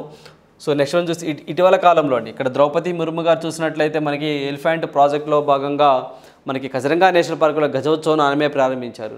నరేంద్ర మోదీ గారు అయితే మాత్రం ప్రాజెక్ట్ టైగర్ కంప్లీట్ అయిన సందర్భంగా అండి సో మనకి ప్రాజెక్ట్ టైగర్ కంప్లీట్ అయి మనకి సో దగ్గర 50 years అవుతున్న సందర్భంగా సో ఈయన మనకి ఏదైతే మనకి దండేలి సో మనకి కర్ణాటకలో బండీపూర్ నేషనల్ పార్క్ అండి. సో కర్ణాటకలో బండీపూర్ నేషనల్ పార్కులో ఈ యొక్క ప్రాజెక్ట్ టైగర్ అని చెప్పేసి సో అక్కడ దీన్ని రిలీజ్ చేయడం జరిగింది మైసూర్లో అని చెప్పేసి గుర్తుంచుకోవాలి. సో రాజ్నాథ్ సింగ్ గారు డిఫెన్స్ మినిస్ట్రీగా ఉన్నారు ఇప్పుడు. రైట్. సో నెక్స్ట్ వన్ చూద్దాము. PETA India person of the year, governor of the year 2023, Raja Rammohan Roy జాతీయ award 2023, national Florence Nightingale award 2023 అన్నారండి. సో ఇక్కడ మనం చూసినట్లయితే 181కి సంబంధించి మనకి PETA India person of the year award అయితే మాత్రం మనకి సోనాక్షి సిన్హా అని చెప్పేసి అంటామండి. సో అదేవిధంగా నెక్స్ట్ వన్ మనం చూసినట్లయితే మనకి governor of the year award 2023 అయితే మాత్రము శక్తికాంత్ దాస్ గారికి ఇవ్వడం జరిగింది. సో రాజా రామ్మోహన్ రాయ్ అవార్డు అయితే మాత్రము సో మనకి అన్నే భవానీ కోటేశ్వర్ ప్రసాద్కి ఇవ్వడం జరిగింది. నేషనల్ ఫ్లోరెన్స్ నైటింగేల్ అవార్డు అయితే మాత్రం మిరియాల ఝాన్సీకి ఇవ్వడం జరిగిందండి. సో ఇక్కడ మనం చూసినట్లయితే 3 is the correct option. So ఇక్కడ మనకి PETA India person of the year అంటే మనకి ఏదైతే ఈ యొక్క పశువులకు ఏదైతే మనకి జంతు లవర్స్ ఉంటారో, మనకి జంతువుల్ని సో మంచిగా చేసుకుంటూ ఉంటారో ఈ యొక్క పెటా అని చెప్పేసి ఒకటి ఉంటుందండి. సో ఈ పెటా వాళ్ళు ఈ అవార్డు ఇవ్వడం జరిగిందండి. ఎవరికి? సో మనకి సోనాక్షి సిన్హా ఖాను. సో మనకి governor of the year award so మనకి ఇది రెండోసారి అండి ఇతనికి రావడం. శక్తికాంత్ దాస్ గారికి అంతకుముందు 2015లో మనకి సో మనకి రఘురామ్ రాజన్ గారికి ఇవ్వడం జరిగింది. 2022 సంవత్సరానికి మనకి మారియో మెర్సల్ అనే వ్యక్తికి ఇవ్వడం జరిగింది. చిలీ సంబంధించి చిలీ సెంట్రల్ బ్యాంక్ గవర్నర్ అతను. సో రాజా రామ్మోహన్ రాయ్ అవార్డు జర్నలిజంలో ఇస్తారు. సో మనకి కోటేశ్వర ప్రసాద్ గారికి ఇవ్వడం జరిగింది. సో నర్సులు చేసినటువంటి సేవలు అండి కోవిడ్-19 సిచ్యువేషన్లో. సో మేము విశేష సేవలు చేయడం వల్ల మిరియాలి ఝాన్సీ గారు అని చెప్పేసి సో మరి విజయవాడ సంబంధించినామండి, ఆంధ్రప్రదేశ్ సంబంధించినామా, ఆమెకి అవార్డు ఇవ్వడం జరిగింది. So 3 is the correct option. So next one చూసినట్లయితే ఆస్ట్రేలియన్ ఓపెన్ టెన్నిస్ 2023 గురించి సరైన వాక్యాలను గుర్తించండి అన్నారండి. సో ఇక్కడ మనం చూస్తే ఈ టోర్నీ పురుషుల సింగిల్స్ విజేత జోకోవిక్. ఎస్ కరెక్ట్ అండి. ఈ జోకోవిక్ ఎవరిని ఓడించారు అంటే సో సిట్సిపాస్ అని చెప్పేసి, సో మనకి సిట్సిపాస్ అని చెప్పేసి గ్రీస్ కంట్రీకి సంబంధించిన వ్యక్తి. సో ఇతను ఓడిపోవడం జరిగిందండి. మహిళా సింగిల్స్ విజేతగా ఆర్యా సబలెంకా అని చెప్పేసి ఉన్నారు. ఎస్ ఈ సబలెంకా ఎవరిని ఓడించింది అంటే మనకి లెబాకినా అని చెప్పేసి బెలారస్ బామ్ అండి, ఆమెను ఓడించడం జరిగింది. జోకోవిక్ దీనికి 8వ ఆస్ట్రేలియా అన్నారు. So this is the wrong. ఇది 10వదండి. ఎట్ ద సేమ్ టైం ఇది తిరిగి 22వది అని చెప్పేసి మనం గుర్తుంచుకోవాలి టైటిల్. సో ఆర్యా సబాలెంకాకు ఇదే తొలి Australian grand slams title. Yes this is also correct.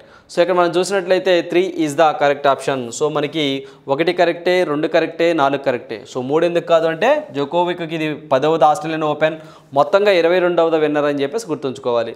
So next one చూద్దాము. ఈ కింది ఏ రాష్ట్రము ఒంటరి నిరుపేద మహిళలకు సామాజిక భద్రత కల్పించే కాకుండా వారికి ఆర్థిక స్వావలంబన కల్పించడం కొరకు ఏకల్ మహిళా స్వరోజ్గార్ యోజన పథకాన్ని ప్రారంభించింది అన్నారండి. సో ఎవరిని ప్రారంభించారు అంటే ఎస్ దట్ ఈజ్ ఉత్తరాఖండ్ అండి. సో ఉత్తరాఖండ్ రాష్ట్ర ప్రభుత్వంలో ఏకల్ మహిళా స్వరోజ్గార్ యోజన అనే పథకాన్ని ప్రారంభించడం జరిగింది.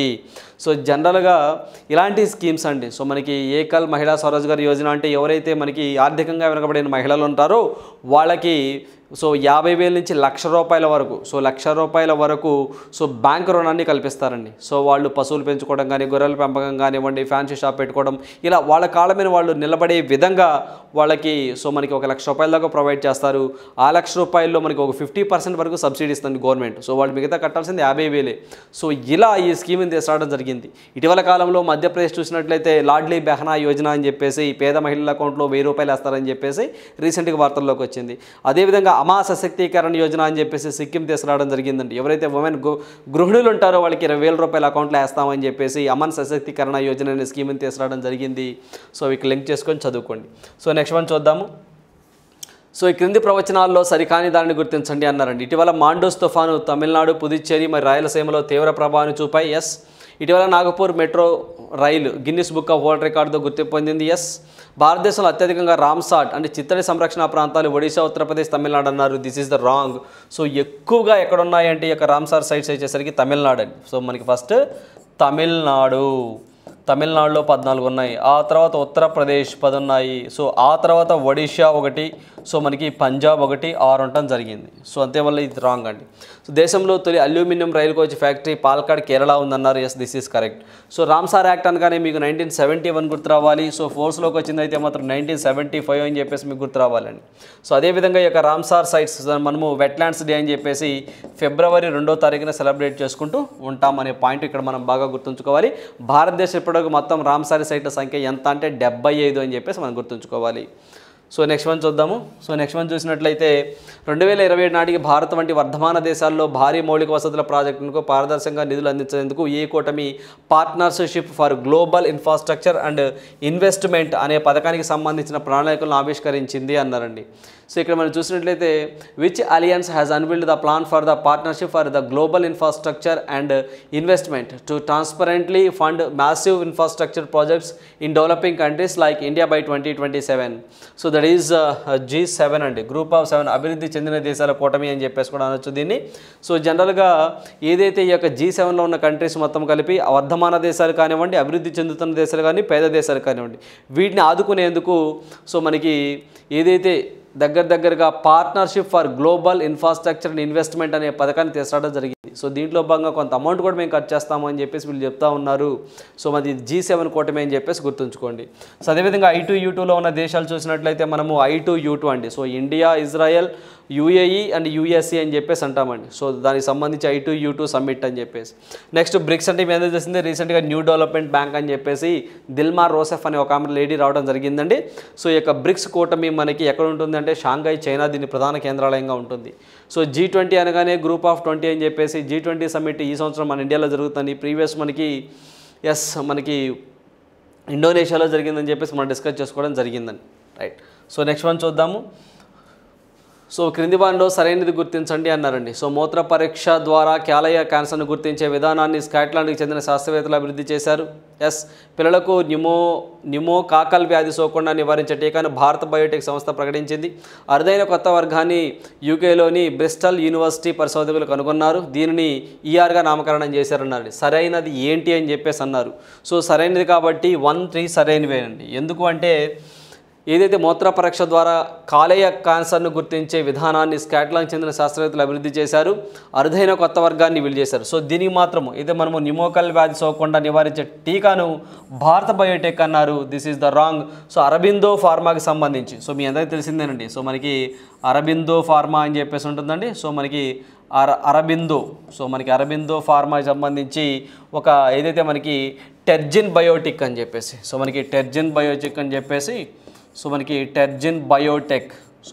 బయోటెక్ అని చెప్పేసి వీళ్ళు దాన్ని తయారు చేయడం జరిగింది. సో నెక్స్ట్ వన్ చూద్దాము. జమ్మూ కాశ్మీర్లోని పుంచ్ జిల్లాలోని బింబర్ గల్లీ నుంచి సాంగియోన్కు వెళుతున్న సైనిక వాహనంపై ఏప్రిల్ 21, 2023 ఉగ్రవాదులు కాల్పులు జరిపారు. ఈ ఘటనను పాక్ కేంద్రంగా పనిచేసే ఉగ్రవాద సంస్థ జైషే మహమ్మద్ను అనుబంధ సంస్థగా పేరున్న పీపుల్స్ యాంటీ ఫాసిస్ట్ ఫోర్స్ పాల్పడింది. అయితే ఈ దాడిలో ఉగ్రవాదులకి ఈ క్రింది ఏ దేశానికి చెందిన 7.62 mm స్టీల్ కోర్ తుపాకులు వాడారు అని చెప్పేసి అడుగుతున్నారు. అంటే ఏ దేశానికి చెందినటువంటి తుపాకులు వాడారు అంటే చైనాకు సంబంధించినవి అని చెప్పేసి మనం గుర్తుంచుకోవాలి. అంటే చైనా వాడు పాకిస్తాన్కి ఇండైరెక్ట్గా ఆయుధాలు అమ్ముతున్నారు. ఆ ఆయుధాలతో మన మీద వీళ్ళు ఇలాంటి వాటికి పాల్పడుతున్నారు అని చెప్పేసి ఇటీవల కాలంలో వార్తల్లో రావడం జరిగిందండి. సో అదేవిధంగా చైనాకు సంబంధించి జిన్పింగ్ అనే వ్యక్తి కొత్తగా మనకి ప్రెసిడెంట్గా రావడం జరిగింది. సో అంతకుముందు ఆయన యాక్చువల్గా రాజ్యాంగాన్ని సవరించారని, సో అతను పూర్తిగా అతనే ఉంటాడని చెప్పేసి ఇటీవల కాలంలో రీసెంట్గా వార్తల్లోకి వచ్చింది, గుర్తుంచుకోండి. సో నెక్స్ట్ వన్ చూద్దాము. ఆంధ్రప్రదేశ్ పాఠశాల విద్యాశాఖ వేసవి సెలవుల్లో విద్యార్థులను సమయాన్ని వృధా చేయకుండా పఠనాసక్తిని పెంపొందించేందుకు అదనపు పరిజ్ఞానాన్ని అర్జించేందుకు ప్రారంభించిన కార్యక్రమం ఏంటంటే వి లవ్ రీడింగ్ అని చెప్పేసి అంటామండి. సో మనం వి లవ్ రీడింగ్ అనే స్కీమ్ని మన యొక్క కార్యక్రమాన్ని యొక్క విద్యాశాఖ మంత్రి అనేది ఇంప్లిమెంట్ చేయడం జరుగుతుంది. మన కేరళలో చూసినట్లయితే so called teacher not mad sir and madam అని చెప్పేసి అనుకో టీచర్ అని పిలవాలని చెప్పేసి ఒక స్కీమ్ అనేది రావడం జరిగింది. సేమ్ ఇక్కడ మనకి చూస్తే వి లవ్ రీడింగ్ అని చెప్పేసి ఒక కార్యక్రమాన్ని సో మే 1 నుంచి ఒక జూన్ వరకు సో ఆ మధ్యకాలంలో ఇంప్లిమెంట్ చేస్తాము అని చెప్పేసి ఆంధ్రప్రదేశ్ విద్యాశాఖ మంత్రి తెలపడం జరిగిందండి. సో నెక్స్ట్ వన్ చూద్దాము. సో నెక్స్ట్ వన్ చూసినట్లయితే సో క్రింది సినిమా అవార్డులను వాటి ఉత్తమ చిత్రాలతో జతపరచండి అన్నారండి. సో మనకి 76వ బాఫ్టా అవార్డు అని చెప్పేసి, సో మనకి 90వ ఆస్కార్ అని, 80వ గోల్డెన్ గ్లోబ్ అని, 68వ హ్యుందాయ్ ఫిల్మ్ ఫేర్ అని చెప్పేసి ఇక్కడ ఇవ్వడం జరిగిందండి. సో ఇక్కడ మనం చూసినట్లయితే దీనికి సంబంధించి బాఫ్టా అవార్డు ఉత్తమ చిత్రం చూసినట్లయితే all quiet on the west front అని చెప్పేసి ఉందండి. సో నెక్స్ట్ వన్ 95వ ఆస్కార్ చూసినట్లయితే మనము ఏదైతే 95వ ఆస్కార్ సో మనం చూసినట్లయితే everything everywhere all at once అని చెప్పేసి ఉంటుంది. సో 80వ గోల్డెన్ గ్లోబ్ డ్రామా అవార్డు మనం చూసినట్లయితే ది ఫెబల్ మ్యాన్స్ అని చెప్పేసి. సో మనకి హ్యుందాయ్ ఫిల్మ్ ఫేర్ అయితే మాత్రం గంగూబాయ్ కటియావాడా అని చెప్పేసి ఉండటం జరిగిందండి. సో దీనికి సంబంధించి 2 is the correct option. So మనకి 2 కరెక్ట్ ఆన్సర్ అండి. సో బాఫ్టా అంటే British academy of film and television awards అని చెప్పేసి అంటాము. సో దీనికి సంబంధించి ఉత్తమ నటి, సో దానికి ఉత్తమ నటి అయితే మాత్రం బ్లాంచెట్ అని చెప్పే, సో మనకి బాఫ్టాకి సంబంధించి ఉత్తమ నటి వచ్చేసరికి బ్లాంచెట్ అండి. ఉత్తమ నటుడు మనకి బట్లర్ అని చెప్పేసి అంటాము. సో ఆస్కార్కి సంబంధించి మన భారతదేశం నుంచి అండి సో మనకి ఏదైతే మనకి డాక్యుమెంటరీ షార్ట్ ఫిలింగా మనం చూస్తే ద ఎలిఫెంట్ విస్పరస్ అని చెప్పేసి రావడం జరిగింది. సో రఘు అమ్ము అనే గున్న ఏనుగుల కథ అని చెప్పేసి, సో దీన్ని కీర్తికి గోన్స్వాల్ అని చెప్పేసి గునీత్ మోంగా సో ప్రొడ్యూసర్గా ఉన్నారని చెప్పేసి, బెస్ట్ ఒరిజినల్ సాంగ్ కేటగిరీలో నాటు సాంగ్ రావడం జరిగిందని మీ అందరికీ తెలిసిందే. సో 80వ గోల్డెన్ గ్లోబ్ డ్రామా అవార్డు చూసినట్లయితే ద ఫెబల్ మ్యాన్ అని చెప్పేసి రావడం జరిగిందండి. సో ద ఫెబల్ మ్యాన్ అని చెప్పేసి రావడం జరిగింది, గుర్తుంచుకోండి. సో అదేవిధంగా మనకి second is the correct option అండి. సో నెక్స్ట్ వన్ చూద్దాము. సో నెక్స్ట్ వన్ చూసినట్లయితే ఈ క్రింది సరైన వాక్యాలను గుర్తించండి అన్నారండి. సో భూకక్షలో పరిభ్రమిస్తున్న మేగోట్రోపికస్ MT1 ఉపగ్రహాన్ని భారత అంతరిక్ష పరిశోధనా సంస్థ మార్చి 7, 2023 విజయవంతంగా ధ్వంసం చేసింది అన్నారండి. Yes, this is correct. 2011 October 12 France అంతరిక్ష సంస్థ సహకారంతో ఇస్రో PSLV-C-18 రాకెట్ను ఈ రాకెట్ ద్వారా మేఘు ట్రోపిక్స్ 1 ఉపగ్రహాన్ని ప్రయోగించింది. Yes, correct. Russian space debris agency మార్గదర్శకాలకు అనుగుణంగా ఈ ప్రయోగాన్ని నిర్వహించి గగనతలంలోను కూల్చివేయటం జరిగింది అని చెప్పేసి ఇక్కడ ఇస్తా ఉన్నారు. సో ఇక్కడ మనం చూస్తే 1, 2 మాత్రమే కరెక్ట్ అండి. సో 3 రాంగ్, ఎందుకంటే రష్యన్ స్పేస్ కాదండి. సో USA డెబ్రిస్ ఏజెన్సీ మార్గదర్శకాల ప్రకారం దీనిని గగనతలంలో కూల్చేయడం జరిగింది. సో ఫస్ట్ దీన్ని పసిఫిక్ ఓషన్లో పడేయాలనుకుంటున్నారు. సో బట్ దాన్ని సగంలోనే డిమాలిష్ చేయడం జరిగిందండి. సో మనకి నెక్స్ట్ వన్ చూద్దాము. సో వందే భారత్ ట్రైన్ నడిపిన తొలి మహిళ సురేఖ యాదవ్ మీ అందరికీ తెలిసిందేనండి. సో మనకి కాంపిటీషన్ కమిషన్ ఆఫ్ ఇండియా తొలి మహిళా చైర్మన్ రవనీత్ కౌర్ అని చెప్పేసి ఉన్నారు. సో మనకి సియాచిన్ గ్లేషియర్ దగ్గర గస్తీ నిర్వహిస్తున్న తొలి మహిళ శివా చౌహాన్ రాజస్థాన్ రాష్ట్రానికి సంబంధించిన ఆమె. సో పవర్ ఫైనాన్స్ కార్పొరేషన్ CMDగా పరమిందర్ చోప్రా రావడం జరిగిందండి. సురేఖ యాదవ్ సంబంధించి చూస్తే మహారాష్ట్ర ఆమె అండి, ఈమె మహారాష్ట్ర. సో అదేవిధంగా శివా చౌహాన్ రాజస్థాన్. సో నవనీత్ కౌర్ కానీ పరమిందర్ కానీ ఇటీవల కాలంలో మనకి కాంపిటీషన్ కమిషన్ ఆఫ్ ఇండియాకి వచ్చిన తొలి మహిళ అండి. సో వీళ్ళు చూసినట్లయితే ఏదైతే పంజాబ్, సో మనకి పంజాబ్ రాష్ట్రానికి సంబంధించిన IAS అధికారి ఏమే. సో ఇవ్వండి. సో మొట్టమొదటి మహిళలు అనే టాపిక్లో మనం చదువుకోవచ్చు. సో మనకి 1 is the correct option. So next one చూద్దాము. సో నెక్స్ట్ వన్ చూసినట్లయితే ఈ క్రింది వాటిలో తప్పుగా ఉన్నదాన్ని ఎంచుకోండి అని చెప్పేసి అంటున్నారండి. సో మనకి తప్పుగా ఉన్నది, సో మనకి ఇక్కడ కలధాన్ మల్టీ మోడల్ ట్రాన్స్పోర్ట్ ప్రాజెక్ట్ అనేది భారత్కి మయన్మార్కి మధ్యలో ఉంది. సో వాళ్ళిద్దరి మధ్య అండర్స్టాండింగ్ మీద నడుస్తూ ఉందండి. కాలాపానీ సరిహద్దు వచ్చేసరికి ఈ కాలాపానీ మనకు సంబంధించి కాదండి. సో మనకి కాలాపానీ భారత్ అండ్ నేపాల్కి సంబంధించిందని చెప్పేసి గుర్తుంచుకోవాలి. సో మనకి డోక్లాం వివాదం, సో మనకి భారత్ చైనా అండ్ రీసెంట్గా భూటాన్లో ఎక్కువగా ఉంటుందండి, ట్రై జంక్షన్ లాగా ఉంటుంది. దాన్ని చికెన్ నెక్ కారిడార్ అని కూడా అంటారనమాట. సో మనకి ఉపరిన్యస్త, సో మనకి ఉపరిన్యస్త సరిహద్దు వివాదము భారత్ పాకిస్తాన్ మధ్య ఉంది అని చెప్పేసి అంటున్నారు. అంటే వాటి మధ్య వివాదాస్పదంగా ఉన్నటువంటి ప్రాంతాల పేర్లండి ఇవి. సో మరి కాలాపానీ నేపాల్, ఇంకా లింపియాదొరా కానివ్వండి, సో లింపియాదొరా, కాలాపానీ, సో అవన్నీ నేపాల్తో ఉన్నటువంటి సరిహద్దు వివాదాలు. సో నెక్స్ట్ వన్ చూద్దాము. సో ప్రపంచ కప్ హాకీ 2023 గురించి సరికాని వాక్యాలను గుర్తించండి అన్నారండి. ఈ టోర్నీ ఒడిషాలో జరిగిందన్నారు. ఎస్, విజేతగా జర్మనీ. ఎస్, ఓడిందైతే మాత్రం బెల్జియం అండి. సో మనకి ఓడింది బెల్జియం. సో మనకి బెల్జియం అని చెప్పేసి గుర్తుంచుకోవాలి. ఈ టోర్నీలో అత్యధిక గోల్స్ చేసిన వ్యక్తి జెరెమీ హెవార్డ్ అని చెప్పేసి అన్నారండి. సో మనకి హెవార్డ్ అన్నారు. సో ఈమె ఎక్కువగా గోల్స్ చేసిందండి. సో మనకి ఎక్కువగా గోల్ చేసిన వ్యక్తి ఏమన్నారు. Yes, this is also correct. ఎన్ని గోల్స్ చేసిందంటే 9 గోల్స్ చేసిందండి. ఆస్ట్రేలియా కంట్రీకి సంబంధించిన ఆమె. సో మనకి ఫెయిర్ ప్లే అవార్డ్ సో నెదర్లాండ్కి లభించింది అన్నారు. This is the wrong one. So సరికాదు. సో ఎందుకు సరికాదు అంటే దీనికి సంబంధించి ఫెయిర్ ప్లే మనం చూసినట్లయితే బెల్జియం అండి, ఇది బెల్జియం అని చెప్పేసి అంటామన్నమాట. So right. So next one చూద్దాము. సో మనకి federation of Indian chambers of commerce of India FICCI secretary general. So మనకి IDBI industrial development bank of India head, national testing agency director and reserve bank of India executive director అని చెప్పేసి అంటామండి. So ఇక్కడ మనం చూసినట్లయితే yes, మనకి 3 is the correct option అండి. So 3 ఎందుకంటే మనకి ఫిక్కీకి సంబంధించి చూసినట్లయితే శైలేష్ పటేల్ రీసెంట్గా రావడం జరిగింది. సో మనకి IDBI industrial development bank of India Rakesh Sharma గారు ఉండటం జరిగింది. సో అదేవిధంగా నేషనల్ టెస్టింగ్ ఏజెన్సీ అని చెప్పేసి సో మనకి వినీత్ జోష్ అనే వ్యక్తి రావడం జరిగింది. సో మనకి రిజర్వ్ బ్యాంక్ ఆఫ్ ఇండియా ఈడీగా మనకి నిరంజన్ నిగమ్ అనే వ్యక్తి రావడం జరిగింది. 3 ఈజ్ ద కరెక్ట్ ఆప్షన్ అండి. సో మనకి IDBI, సో మనకి industrial development bank of India అని చెప్పేసి సో మనకి ఇది ఒక డెవలప్మెంట్ బ్యాంక్ అండి. సో ఫిక్కీ అనేది federation of international chamber of commerce of India అని చెప్పేసి అంటాము. సో మన బిజినెస్ పాలసీకి సంబంధించినటువంటి పనులు చేస్తూ ఉంటుంది. So 3 is the correct option. హెడ్లు ఉన్నారు, వాళ్ళ పేరు గుర్తుంచుకుంటే సరిపోతుంది. సో నెక్స్ట్ వన్ చూద్దాము. సో దీనికి సంబంధించి ఇతివృత్తాలు డేట్స్ అని చెప్పేసి ఇవ్వడం జరిగిందండి 195. సో దీనికి సంబంధించి ఏదైతే ఈ యొక్క పప్పు దినోత్సవాలు ఉంటుందో this is the wrong one అండి. సో దీనికి సంబంధించి థీమ్ మనం చూసినట్లయితే పల్సెస్ ఫర్ సస్టైనబుల్ ఫ్యూచర్ అని చెప్పేసి ఉండాలి. సో పల్సెస్ ఫర్, సో మనకి పల్సెస్ ఫర్ సస్టైనబుల్ ఫ్యూచర్ అనేది దీని థీమ్గా ఉందండి. కానీ వీటి థీమ్ రాంగ్ ఇవ్వడం జరిగింది. First is the correct option అండి. సో మిగతావన్నీ కరెక్టే. సో నెక్స్ట్ వన్ చూద్దాము.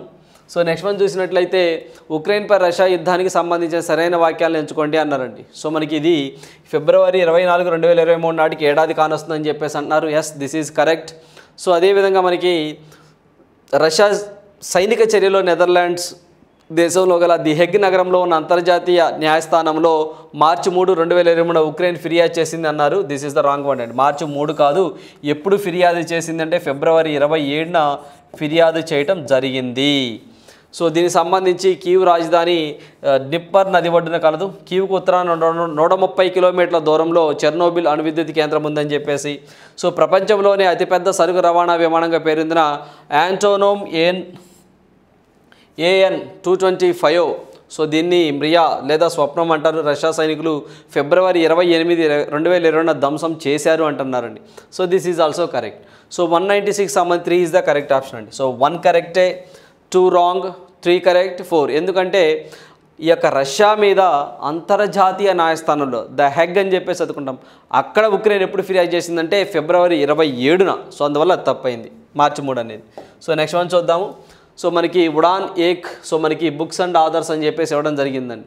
సో ఇక్కడ మనం చూసినట్లయితే బుక్స్ అండ్ ఆథర్స్లో భాగంగా సో మనకి ఉడాన్ 1 మజ్దూర్ బచేకి అని చెప్పేసి మిథిలేష్ తివారీ సో ఈ బుక్ రచించడం జరిగింది. సో అదేవిధంగా మనం చూసినట్లయితే so how to prevent the next pandemic అని చెప్పేసి ఉన్నారు బిల్ గేట్స్ గారు అండి. సో మనకి గోల్డెన్ బాయ్ నీరజ్ చోప్రా చూసినట్లయితే మనము నవదీప్ సింగ్ గిల్ అని. సో ద 10 ట్రిలియన్ డ్రీమ్ అయితే మాత్రం సుభాష్ చంద్ర గార్గ్ అని చెప్పేసి సో వీళ్ళు ఉన్నారండి. సో బుక్స్ పేర్లు వాళ్ళ ఆధార్లు చదువుకోండి సరిపోతుంది. ఇంకా దీంట్లో ఫ్యాక్ట్ ఓరియంటెడ్ అండి, గుర్తుంచుకోవడమే, రైట్. సో నెక్స్ట్ వన్ చూద్దాం. దీనికి సంబంధించి yes, 4th is the correct option అండి. సో నెక్స్ట్ వన్ చూద్దాము. ఫైలేరియా బోధకాలు వ్యాధిని సో నిర్మూలించాలని భారత లక్ష్యం ఎప్పుడుగా పెట్టుకుంది అని చెప్పేసి అడుగుతున్నారండి. బోధకాలు వ్యాధిని సో నిర్మూలించాలి అంటే ఏ సంవత్సరాన్ని వీళ్ళు టార్గెట్గా పెట్టుకున్నారు అంటే 2027 అండి. 2027 అనగానే ఆంధ్రప్రదేశ్ గవర్నమెంట్ ప్లాస్టిక్ ఫ్రీ ఆంధ్రప్రదేశ్ని టార్గెట్గా పెట్టుకోవడం జరిగింది, అది కూడాను. నెక్స్ట్ 2025 అయితే మాత్రము 5 ట్రిలియన్ ఎకానమీ. సో మనకి 220 న్యూ ఎయిర్పోర్ట్స్ బిల్డ్ చేయాలని చెప్పేసి 20% ఎథనాల్ని పెట్రోల్లో బ్లెండ్ చేయాలని చెప్పేసి టార్గెట్గా పెట్టుకోవడం జరిగింది. అదేవిధంగా 35,000 కోట్ల సో మనకి డిఫెన్స్ ఎక్స్పోర్ట్స్ వస్తువులు ఏవైతే డిఫెన్స్కి సంబంధించిన ఐటమ్స్ని ఎక్స్పోర్ట్ చేయాలని చెప్పేసి డిఫెన్స్ మినిస్ట్రీ టార్గెట్గా పెట్టుకోవడం జరిగింది. సో అదేవిధంగా 2024 చూస్తున్నట్లయితే హర్ఘర్ జల్ కానివ్వండి, సో అదేవిధంగా హర్ఘర్ జల్, జల్ జీవన్ మిషన్ కానివ్వండి, 50% రోడ్ యాక్సిడెంట్లు తగ్గించడం కానివ్వండి, సో ఇలాంటివి ఉన్నాయండి. అదేవిధంగా PMBJP, సో మనకి PMBJP Pradhan Mantri Bharatiya Janaushadhi Pariyojana, so 10,000 medical షాపులు పెట్టాలని చెప్పేసి టార్గెట్గా పెట్టుకోవడం జరిగింది. సో నెక్స్ట్ వన్ చూద్దాము. సో నెక్స్ట్ వన్ చూసినట్లయితే అడ్వాన్స్డ్ డార్క్ స్కై అబ్జర్వేటరీ కేంద్రం హైదరాబాద్ IITలో ఏర్పాటు చేశారు. Yes, correct. Germany forest steward council certificate Telangana అటవీ అభివృద్ధి సంస్థకు దక్కిందన్నారండి. Both are correct. సో మనకి 1 and 2 ఆర్ కరెక్ట్ అండి. సో ఇలాంటి ఫ్యాక్ట్ ఓరియంటెడ్ అండి. సో నెక్స్ట్ వన్ చూద్దాము. సో క్రింద ఇచ్చిన Booker prize, international Booker praise 2022కి సంబంధించి సరైన వాక్యాలను గుర్తించండి అన్నారండి. సో బూకర్ ప్రైజ్ కానివ్వండి, ఇంటర్నేషనల్ బూకర్ ప్రైజ్ కానివ్వండి, రెండు కూడా UK కంట్రీ ఉంది. సో దీనికి సంబంధించి 2022 సంవత్సరానికి శ్రీలంక నవల రచయిత షహన్ కరుణ తిలక్కి రావడం జరిగిందండి. తను రచించిన ద 7 సన్స్ అన్నారండి. నో, ద 7 మూన్స్ అని చెప్పేసి ఉండాలండి. The 7 moons of Maali Almeida అనే నవలకు కానీ అతను రావడం జరిగింది last year. So Shehan Karunatilaka Booker ప్రైజ్ను గెలుచుకున్న శ్రీలంక రచయితల్లో 2వ వ్యక్తి. Yes, this is correct. International Booker prize 2022 సంవత్సరానికి ఉత్తరప్రదేశ్కి చెందిన హిందీ రచయిత్రి గీతాంజలి శ్రీ రచించిన రేత్ సమాధికి వచ్చింది. Yes, correct. దానినే డైసీ రాక్విల్ అనే ఆమె రేత్ సమాధిని హిందీ నవలకు టూమ్ ఆఫ్ శాండ్ అని పేరు పెట్టి ఆంగ్లంలో అనువదించారన్నారు. This is also correct. So 2, 3, 4 correct అండి. సో మనకి 2, 3, 4 కరెక్ట్. సో మనకి 3 is the correct option. So జనరల్గా మనకి Booker prize, international Booker prize చూసినట్లయితే సో ఇంటర్నేషనల్ బూకర్ ప్రైజ్ అనేది సో ఏదైతే ఒక నోవెల్ అనేది, ఒక బుక్ అనేది సో వేరే భాషలో రచించబడి అది ఇంగ్లీష్లోనికి అనువాదం చేస్తే అలాంటి వ్యక్తికి ఇస్తారు. దీంట్లో 2 ఉంటారు, రచించిన వారు, అనువాదకురాలు. బట్ బూకర్ ప్రైజ్లో ఒకే ఒక వ్యక్తి ఉంటాడండి. అది ఇంగ్లీష్లోని రచించబడుతుంది, ఇంగ్లీష్లోని పబ్లిష్ చేయబడుతుంది. అలాంటి వాటికి అవార్డు ఇస్తూ ఉంటారు. 2 UK కంట్రీస్ ఉంది. క్యాష్ ప్రైజ్ వచ్చేసరికి 50,000 పౌండ్స్ అని చెప్పేసి మనం గుర్తుంచుకోవాలి. ఎస్, సో దీనికి సంబంధించి ఇంటర్నేషనల్ బూకర్ ప్రైజ్ అయితే మాత్రం 2005 నుంచి ఇవ్వడం జరుగుతుంది అనే పాయింట్ ఇక్కడ మనం గుర్తుంచుకోవాలండి. రైట్. సో ఇవ్వండి ఏదైతే మనకి మొత్తము ఈ యొక్క గ్రాండ్ టెస్ట్ మనం నిర్వహించామో దీనికి సంబంధించినటువంటి key and explanation. So thank you, all the best.